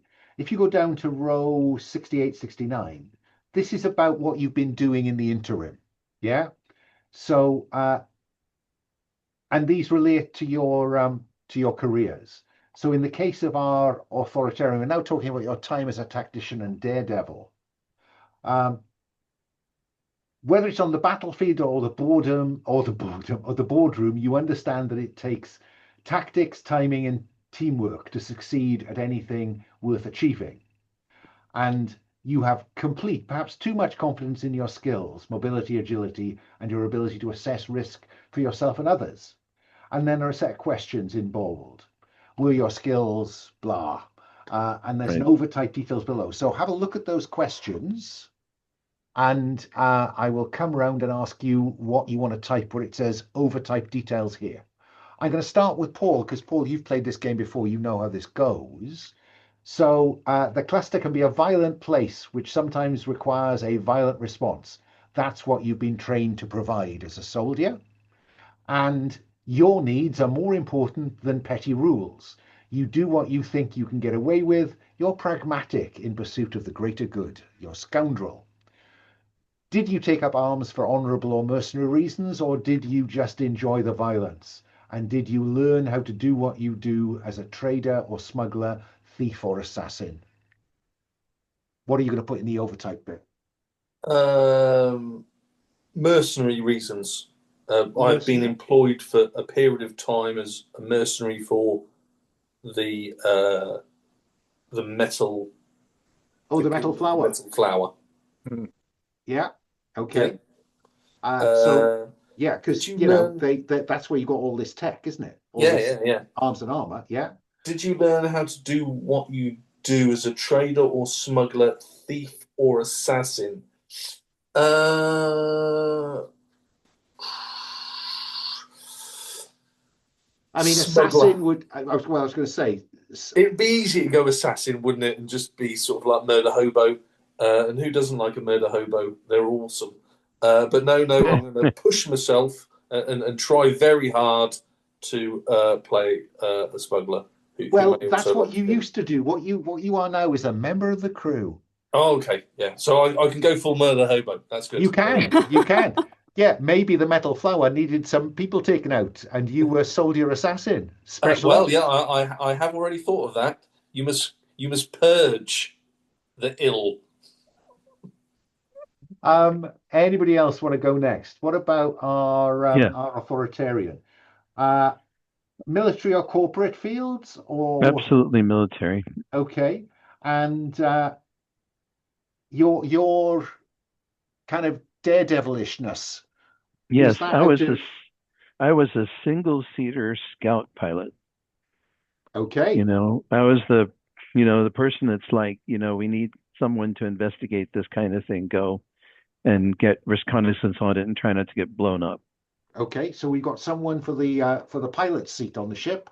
We've got someone to run the guns, I think. What about our spacer? Did your skills develop in salvage, mining, aboard ship, or in a more general engineering context as an engineer? It was aboard ship. And in terms of your hustler, the manipulative one, were you a religious or political evangelist, a rabble-rousing activist, or a criminal misusing your talents? I mean, I've already said I'm a criminal, haven't I? You have. Yeah, that's what got you through. You drove you out of the metal flower.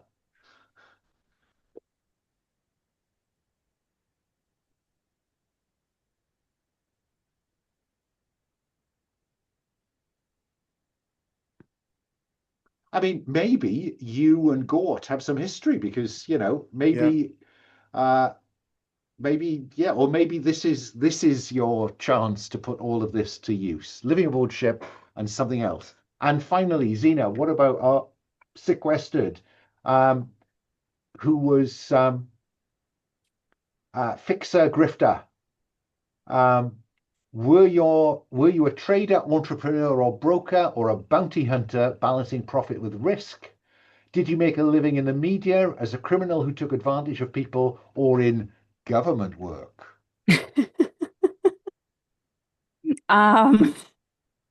Goodness. So I think, can I ask, as the non-native speaker, is broker the person who just sort of, makes the connections between people? Buying, right? selling, import, export. Yeah, we're just sort of like, oh yeah, I know a guy. I know a guy. Let me get information so broker. I think that was probably my main source of income or whatever. Okay. And in terms of grifting, I think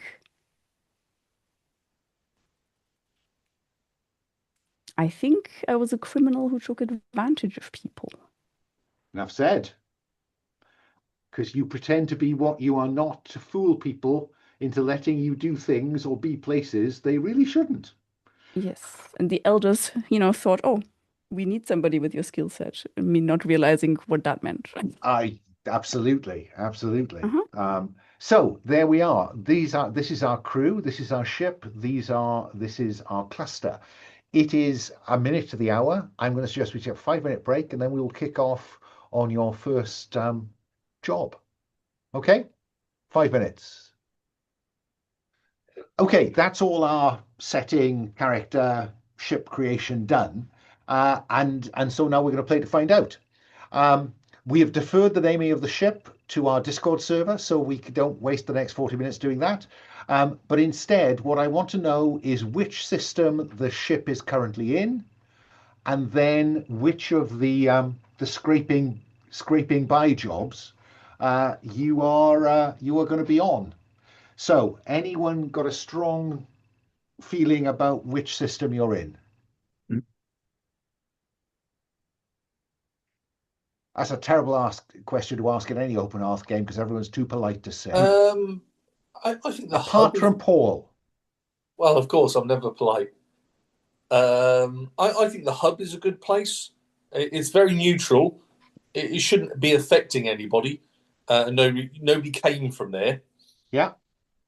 Okay, so you're in the hub system, the heart of the cluster. It's alive with Ringgate Authority, security systems and ships coming and going through the Ringgate. The Ringgate sits kind of above the ecliptic and is a vast gate. I'll ask you something about it in a minute, but it's a big gate. Do you want to be going through the gate, or is this an in-system job? Paul gave us the hub. Does somebody else want to tell me if it's in-system or through a gate? If it's in hub, you will be spending time in the hub system. If it's through a gate, it has to be somewhere that you can reach from the hub. So Swordwards, Longcloud, Bruce, the Collective, or Geshan. Well, that's the beauty of the hub. It goes everywhere, doesn't it?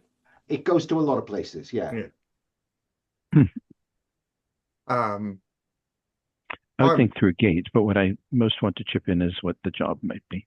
Okay, fair enough. So through a gate is a suggestion, or are you? Let me go to Teast because you want to say what the job is. So Teast, what are you thinking?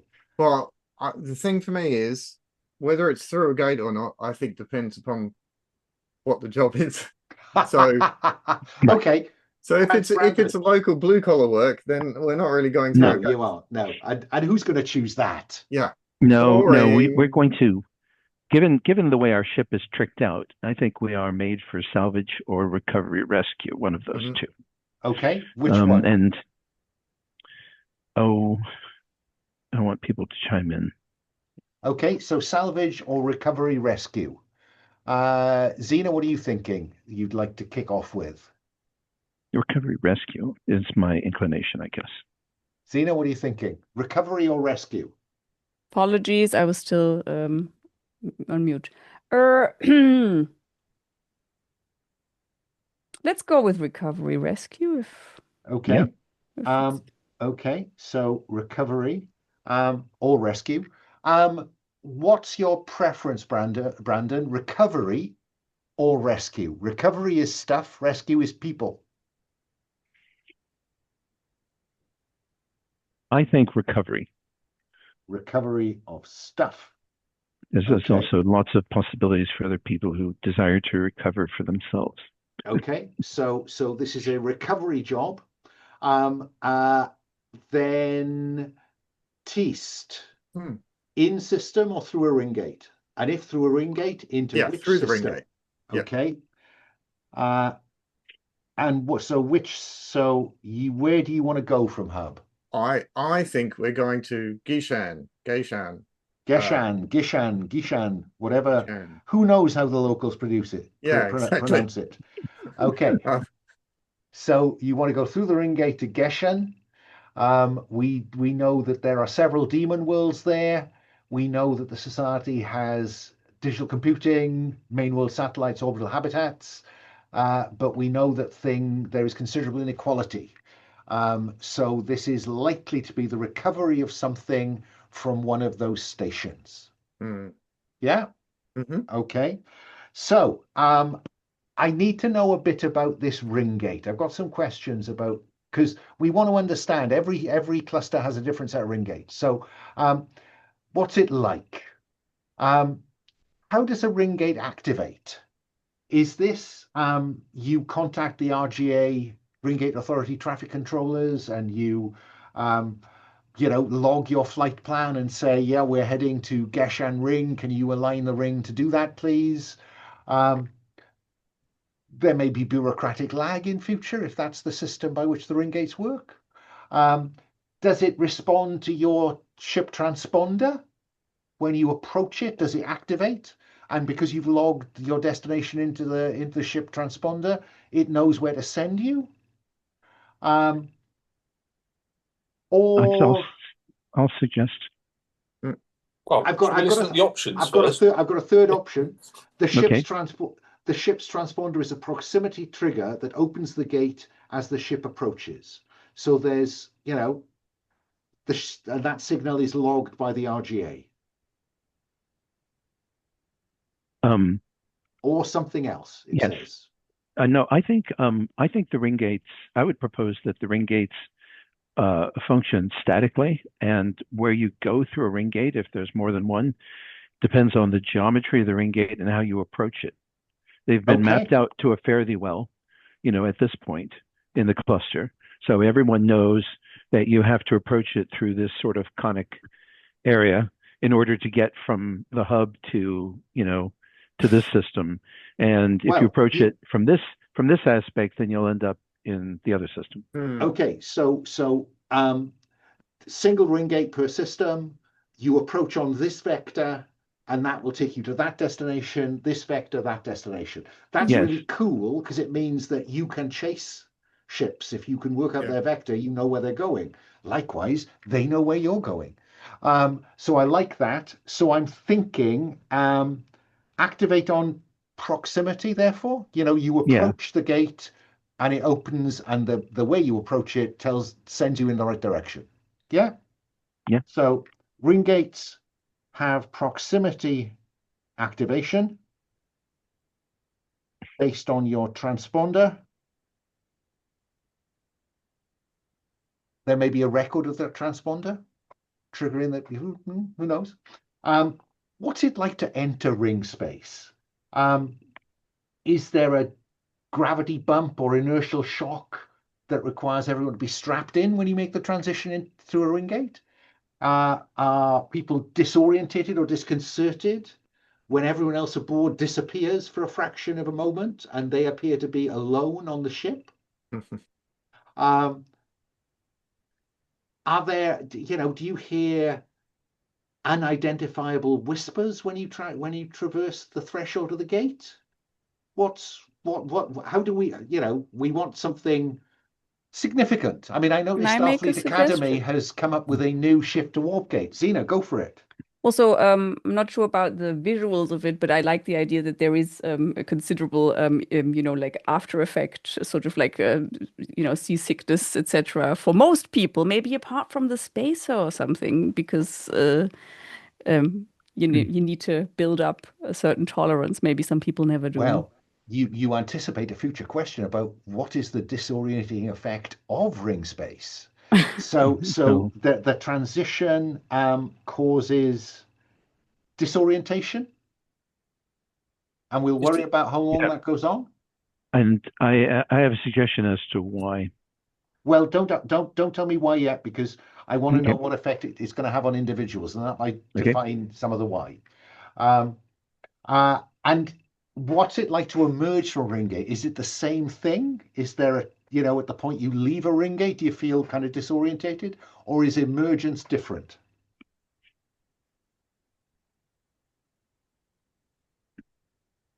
Any thoughts? I think it's the transition to ring space that's disorienting.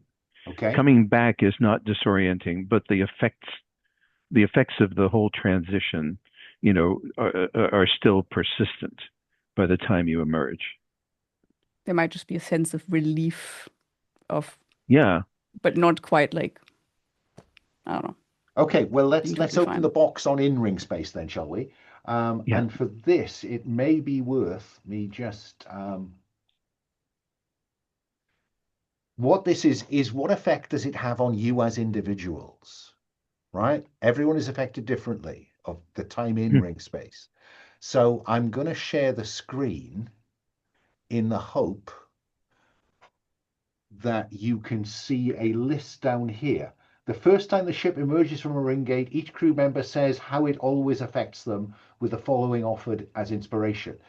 This is what it's like in ring space for you and what you are conscious of when you leave, right? Because again, you know, my thanks to Traveller. It always takes 2 weeks between ring gates.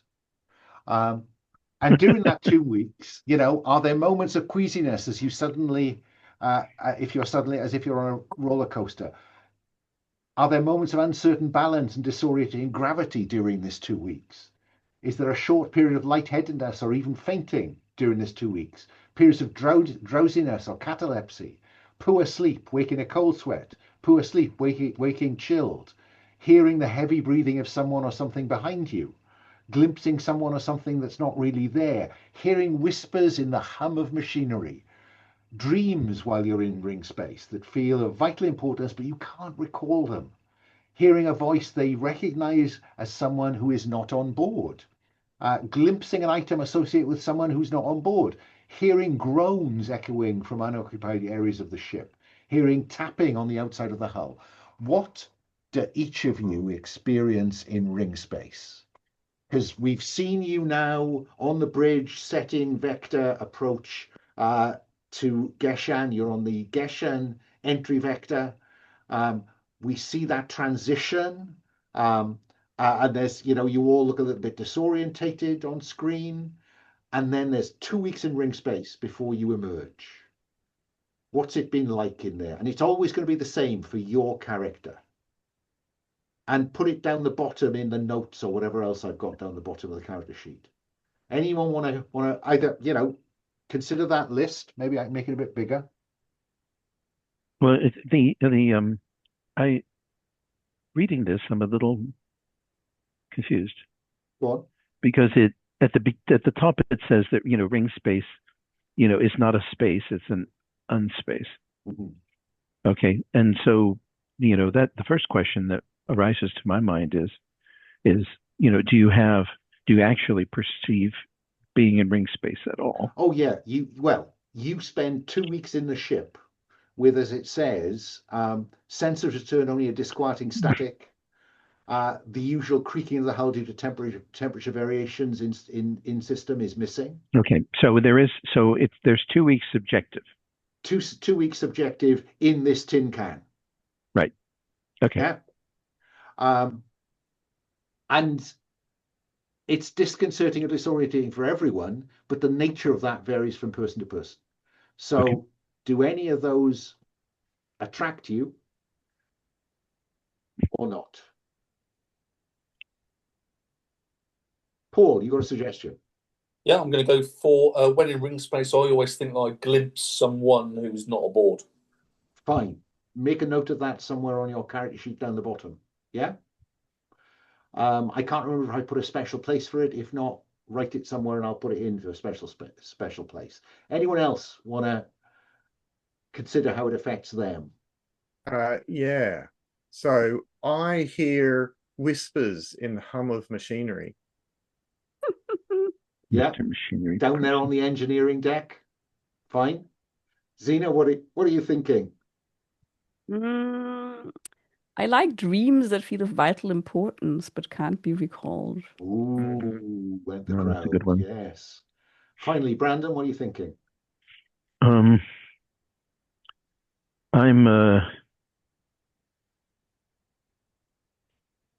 With the short periods of drowsiness or even catalepsy, it would be interesting if I like to counteract them by taking stims. Well, let's come up with the effect. We'll worry about how you deal with that. Yeah? Or alternatively, the hearing a voice is always a good one. Hearing voices? Take your pick. We'll go hearing voices. That sounds more interesting. Okay, because that will flavor some of your potential downtime activity. So, we've seen you approach the hub ring gate. Lots of ships coming and going. Um, you emerge having had this disorientating, disconcerting 2 weeks in, crammed into this tin can, which is not at all sophisticated. The kind of ship you are in has been bolted together from bits and pieces. Pressure doors that, maybe they've got wheels or dogs on. It's pretty low tech. In the Expanse terms, it's much more Belter than Martian. And you emerge in the Geshan system. And there, as always is the case, there is tethered the Ringgate station. The Ringgate station is run by the Ringgate Authority, and it has a monopoly of fuel and other, supplies. It also provides recreation and somewhere to have a little bit of a rest. Yeah. So what I'm going to do is I'm going to charge you for this, because you'll notice that for scraping by, refuel and resupply costs you 1 wealth, so I raise a tick. Repairs, you haven't done any, so just, you can resupply, and that's fine. I'm not going to run a downtime now. Normally, when we arrive at a Ringgate station, I would run a downtime, but I'm much more interested in getting on with this mission. Yeah, this is recovery. Does someone want to suggest to me what it is recovery of? It's stuff, so it's not people, it's stuff. Anyone want to suggest what it is? Who is likely to know? Who's our fixer? Me. Yeah, you brokered this job. Oh, goodness me. I mean, you can I can. I mean, I should have said this at the start. I will bombard you with questions. You can always pass on the questions or pass them to somebody else. But but I am just curious. I want to go to our fixer first. Where did we get the job from? From the hub, right? Yes. What could they want? Yeah, maybe it was. Maybe it's.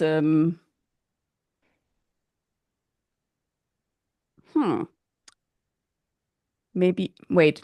Would that be salvage? I don't know. Anyway, maybe it's a ship that has. How do you say that they've lost contact with since they arrived in Geshan, and the ship has rather valuable tech on it or something like that. Okay. So I'm just thinking, Geshan doesn't seem like the place where we want to get stuff from. Recovery of something aboard a overdue ship. Yeah. Ideally, the ship itself, right? I mean, if we could be put back into condition. But if I suppose that would be salvage. That's salvage. Oh, is that salvage? No, but I mean, it's salvage is like selling for scrap. These are people who want the actual stuff back, if they at all possible. These are people that want, and this is a legitimate job. So this is a ship that belongs to a company based on Hub, who has said to you, "Look, we just need the stuff off this ship. Now, if you find the ship and everything's fine, we'll pay you. But what we're actually after is this piece of tech, the MacGuffin, as we call it. I've got a MacGuffin for you. Go on. So we all have these transponders in our spaceships that are used to go through the gates and register and stuff. And one of these transponders is on this ship and needs to be recovered. So this is kind of recovering the black box. Yeah. It's the, like, anyone could go through a gate if they had this transponder, and so so the gate authority want to maintain strictly regulated. It's a really good call, because it eliminates all. Let's take the ship. The ship's scrapped. Let's just get the black box. That's all we're interested in. Really good idea. And the reason that the black box is the important bit of this, rather than just the ship, is that this black box has there is something special about it. Yeah, which is what I think we told. Brilliant. Okay, so who is going to take responsibility for plotting a course here? Probably me. Yeah. Okay, so plotting a course. When you plot a course to an in-system destination, now you don't have a direct destination, you have a flight path for this thing. It should be somewhere along this line. Yeah, that's what it was. That's what the RGA say that it was supposed to do. So let's have you roll +1 for computers. Now the dice room, I'm using DD dice, dice. I don't know how you say that. The way you do this is that you just click on the D6 at the bottom once, and it will appear twice, and then a roll button appears. Okay. And then once you press roll, we should all be able to see that in that little window over that gas cloud. Fingers crossed. There you go. All right. And modifier +1. And how do we roll it? Roll. It says roll. Okay. There it is. Oh, good thing there's a +1 in there, isn't there? That's good 7. thing there's a +1. So it's a 7. So 7 place. Pick one. You arrive at your destination, or you don't arrive because there's a deep space encounter. You made the roll, Brandon. Do you want to arrive? Do you want to find this ship? Or do you want a deep space encounter on the way? I think we want to find it. This is the first episode of a second series. We're not going to start with an encounter. We're going to start with finding the ship, and then something happens. Okay. So you do find a ship. Let me see if I can tell you what ship that is. This is going to be. Let me roll a couple of d6s and see if they offer me inspiration. 2 and a 3. Yes, this is a mining ship that you have been sent to find. And it is sitting dead in space. You pick it up at extreme range. What do you do? So now it says on a 7 to 9, either we arrive with a damage due to wear and tear, or we start the encounter at disadvantage. What would you prefer? I think we'll go with wear and tear. Wear and tear. Okay, I will roll 2 dice to see which bit of the ship is suffering some wear and tear. That is 6 and 2. So that is down in engineering. The drive has suffered some wear and tear. So though that means that your drive is now +0, not +1. Pushed it too hard. Engineering, what are you playing at? I'm not playing at anything. You're the one piloting the ship. Don't. So we're not getting into an argument about this. So up there on the bridge, you've arrived. Teast, we hear you. Beckett, sorry. Beckett, we hear coming. Signal from shit. That drive coil. I'll need to do some work with that. But just don't push the drive, okay? But your extreme range, your sensors have picked up the call sign for this mining ship.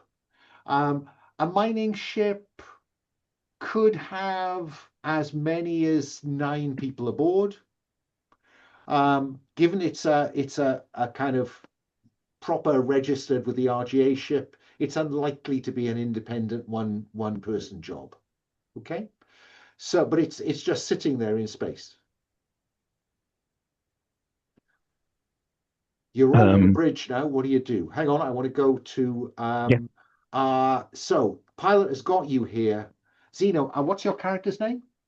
Oh, I haven't found one yet. Okay, I completely forgot to think about it. Well, don't worry about that. We'll call them Xena for the moment. That won't be confusing. Sorry? Yeah, that would be very confusing. Yeah. Yeah. I'm calling them your name. So what do you want to do? You're all on the bridge.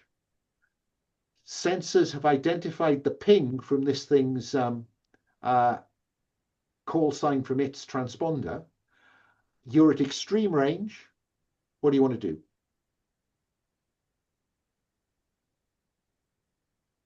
So we can't, what's it called?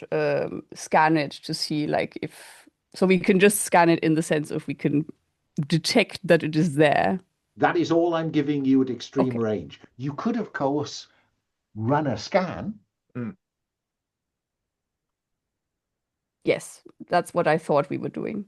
But I Okay. guess no, that didn't happen anyway. Okay, Now, yeah. so you've got a ping. Now you want to run a There's a scan. there's So a risk to running a scan, as we know. Oh, there always is. That you give Mhm. away your place. So Xena, run a scan. When you scan near space, roll plus sensors at disadvantage if relying on passive rather than active sensors. So active sensors will transmit from your location. Passive sensors will just try to pick up whatever you can from this ship. So if you use active sensors, there is a possibility that they will know something about you at the point you find out something about them. Right.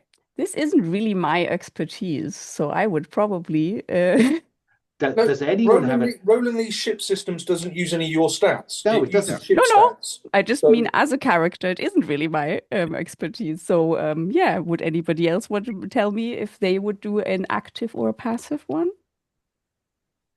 Or should I just make up my mind? Just roll the dice. I would do you do what you I'd want do to a do. passive.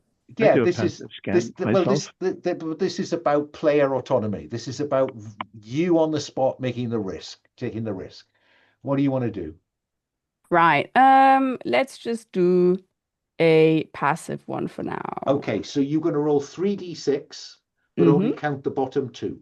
Yeah, so do I just did you say you just click on them 3 times Click or the what? d6 three times. Right. You should see it's go 1d6, 2d6, 3d6. All right. Yeah, and then a big roll button should be visible. What about the modifiers? I've forgotten already. Forget the modifiers. Roll the dice. Fine. We'll do the modifiers off the sheet. Cool. So the lowest two is 3. Unfortunately. It is. And so despite the +1 sensors, that is 6-. Yeah. You get what the GM says you need to proceed, but expect a cost of failure, even if it's not immediately obvious what that is. So you get a broken up comm signal. Someone or something is broadcasting a distress signal from inside that hull. Yeah? That's what you get. That's what you need to proceed. And what does I mean, I see that this is apparently a mechanical thing, right? The cost of failure. Yes. Is that somewhere on here, or is it like? Yeah, there's a costs and harm, and I'm just going to roll a couple of d6 to see whether I want to be inspired or make a choice. Okay, cool. 6 and 5. Something important is damaged or destroyed. 5 and 6. A friendly face is in the crosshairs. I'm going to choose something when it matters. All right. Because it may not be immediately. Yeah. So there is no apparent cost. You get that information. Conference on the bridge. What are you going to do? Bring us in. Yeah, let's close. Close. Fair enough. So you can close from extreme to long range. This does allow you now to run repeat the sensor scan. Does somebody else want to take responsibility of the dice on the sensors this time? What about our engineer? Yeah. I'll give that a go. It's like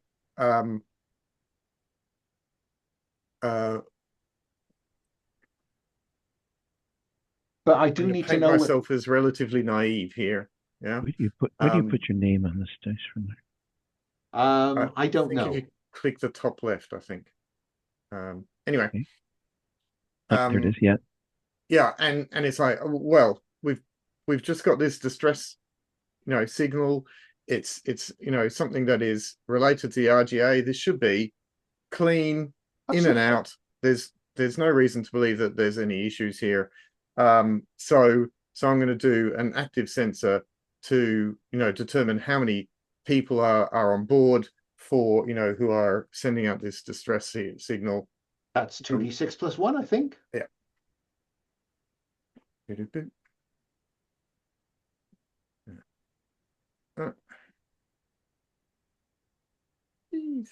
Wow, you're killing it tonight, guys. That's 3 plus 1 is 4.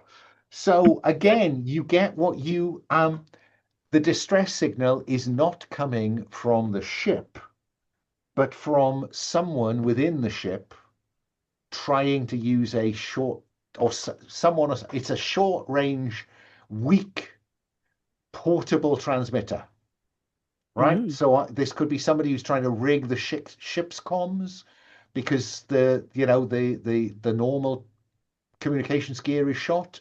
Don't know. Mm-hmm. Let me know. Oops. Maybe it's even in Morse code. It's literally somebody deet, deet, deet, deet, deet, deet, deet, deet, perhaps. Or someone has recorded something that goes deet, deet, deet, da, da, da, deet, deet, deet. I don't know. Would you like to close the range? Yes. Yeah. So long now to close range. You could run another sensor scan. Let's try and get some visuals on this thing now, perhaps. Who wants to roll the dice on this one? What about our pilot? Sure. We're still doing 2d6 plus 1, right? And we've already done active, so we may as well stay active.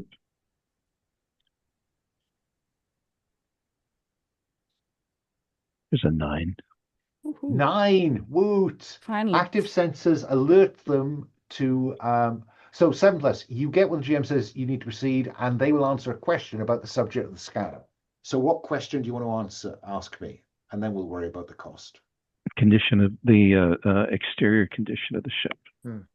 Yeah, that's in other words, what may have, was it bad? Is it damaged, and what apparently damaged it, if I can tell?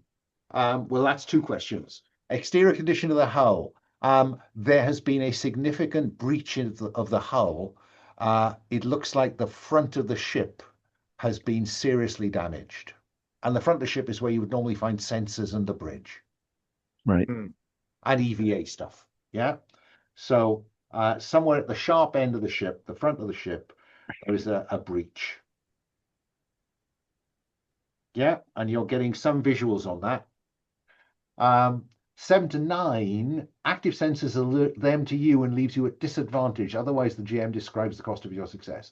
I think that any opportunity here of a covert approach is probably screwed. Yeah, if there's anybody on there who can receive your signals, there you go. I think I'm just going to say this to the rest of the crew. I think what we have here is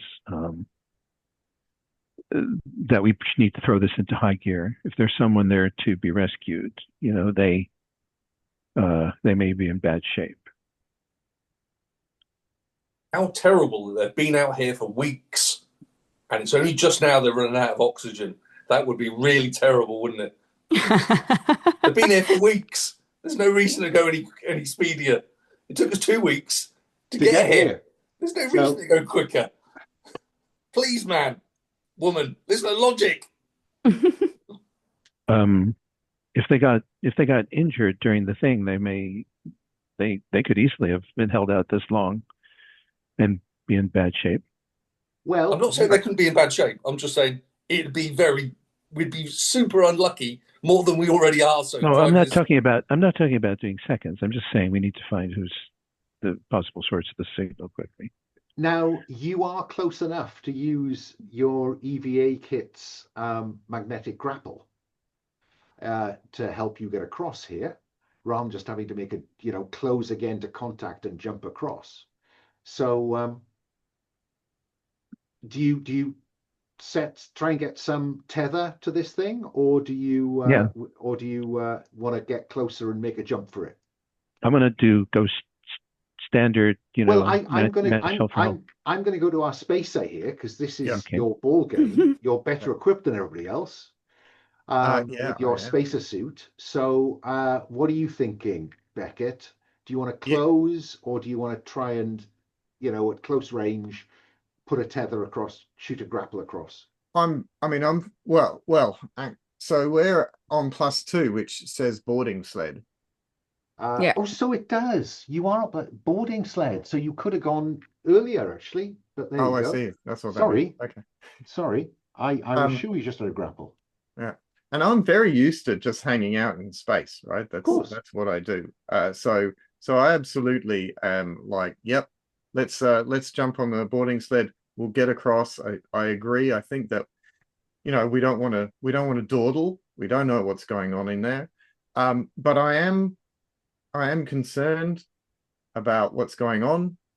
So I do think that we should have the ship's guns trained on the That will require you to leave someone aboard to operate them. Who And would are like you to? suggesting firing on the ship while some of you are boarding it? Yeah. So we can go like this, and they can boom. Although I guess all the debris would hit us, wouldn't it? Or It's lying there dead in space. Yeah. Yeah.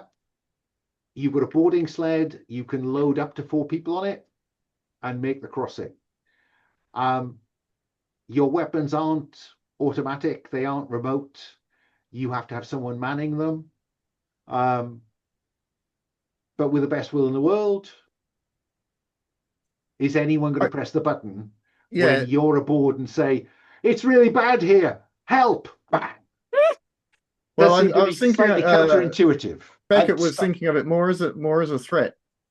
What I would say though is, like, I think it would normally make sense to leave someone on the ship to, you know, if there of were course other it would coming or whatever. In any simulationist game, that would be essential. I was about to say, but in this Netflix, in this Netflix first episode, we want to see people doing their thing. Yeah. So let's get us all across, and I'll take us all across. So the boarding. We have security. Hang on.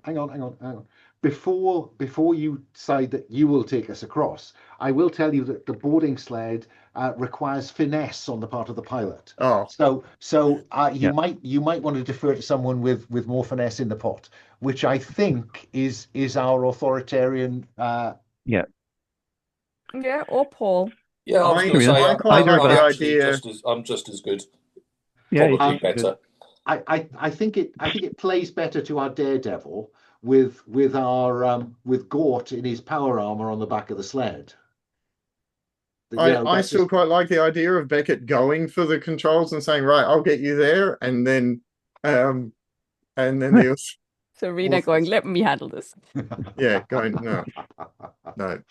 Okay, so roll plus finesse to get across on your sled. You are aiming presumably for the breach at the top of the ship, in the bridge stroke EVA area. Yeah. Yes. 7 plus 2, 7 to 9. You almost make it. But the GM describes the complication. It's a misjudged approach. The GM chooses your arrival point. It's a clumsy approach. They know you're coming and could target you or prep a welcome. It's a reckless approach. Split 3 stress between you and any crew out there with you. I think that it is a misjudged approach, and you end up some distance down the hull from the breach. So there's going to have to be some repositioning. And I think that is probably the point where this episode comes to a close, with all 4 of you suited up on the sled, and Serena kind of aims for the ship's breach, and then there appears to be a random maneuvering thruster fires on the ship, and it just turns, and she's faced with a choice. Either she corrects for the bridge and crashes the thing, or you have to settle for arriving some distance down the ship. Okay? And I think we see you tethering the sled to the surface of this overdue ship. Yeah? And that's where we'll pick up next time. Mm-hmm. Okay? So I will pause the recording for a moment.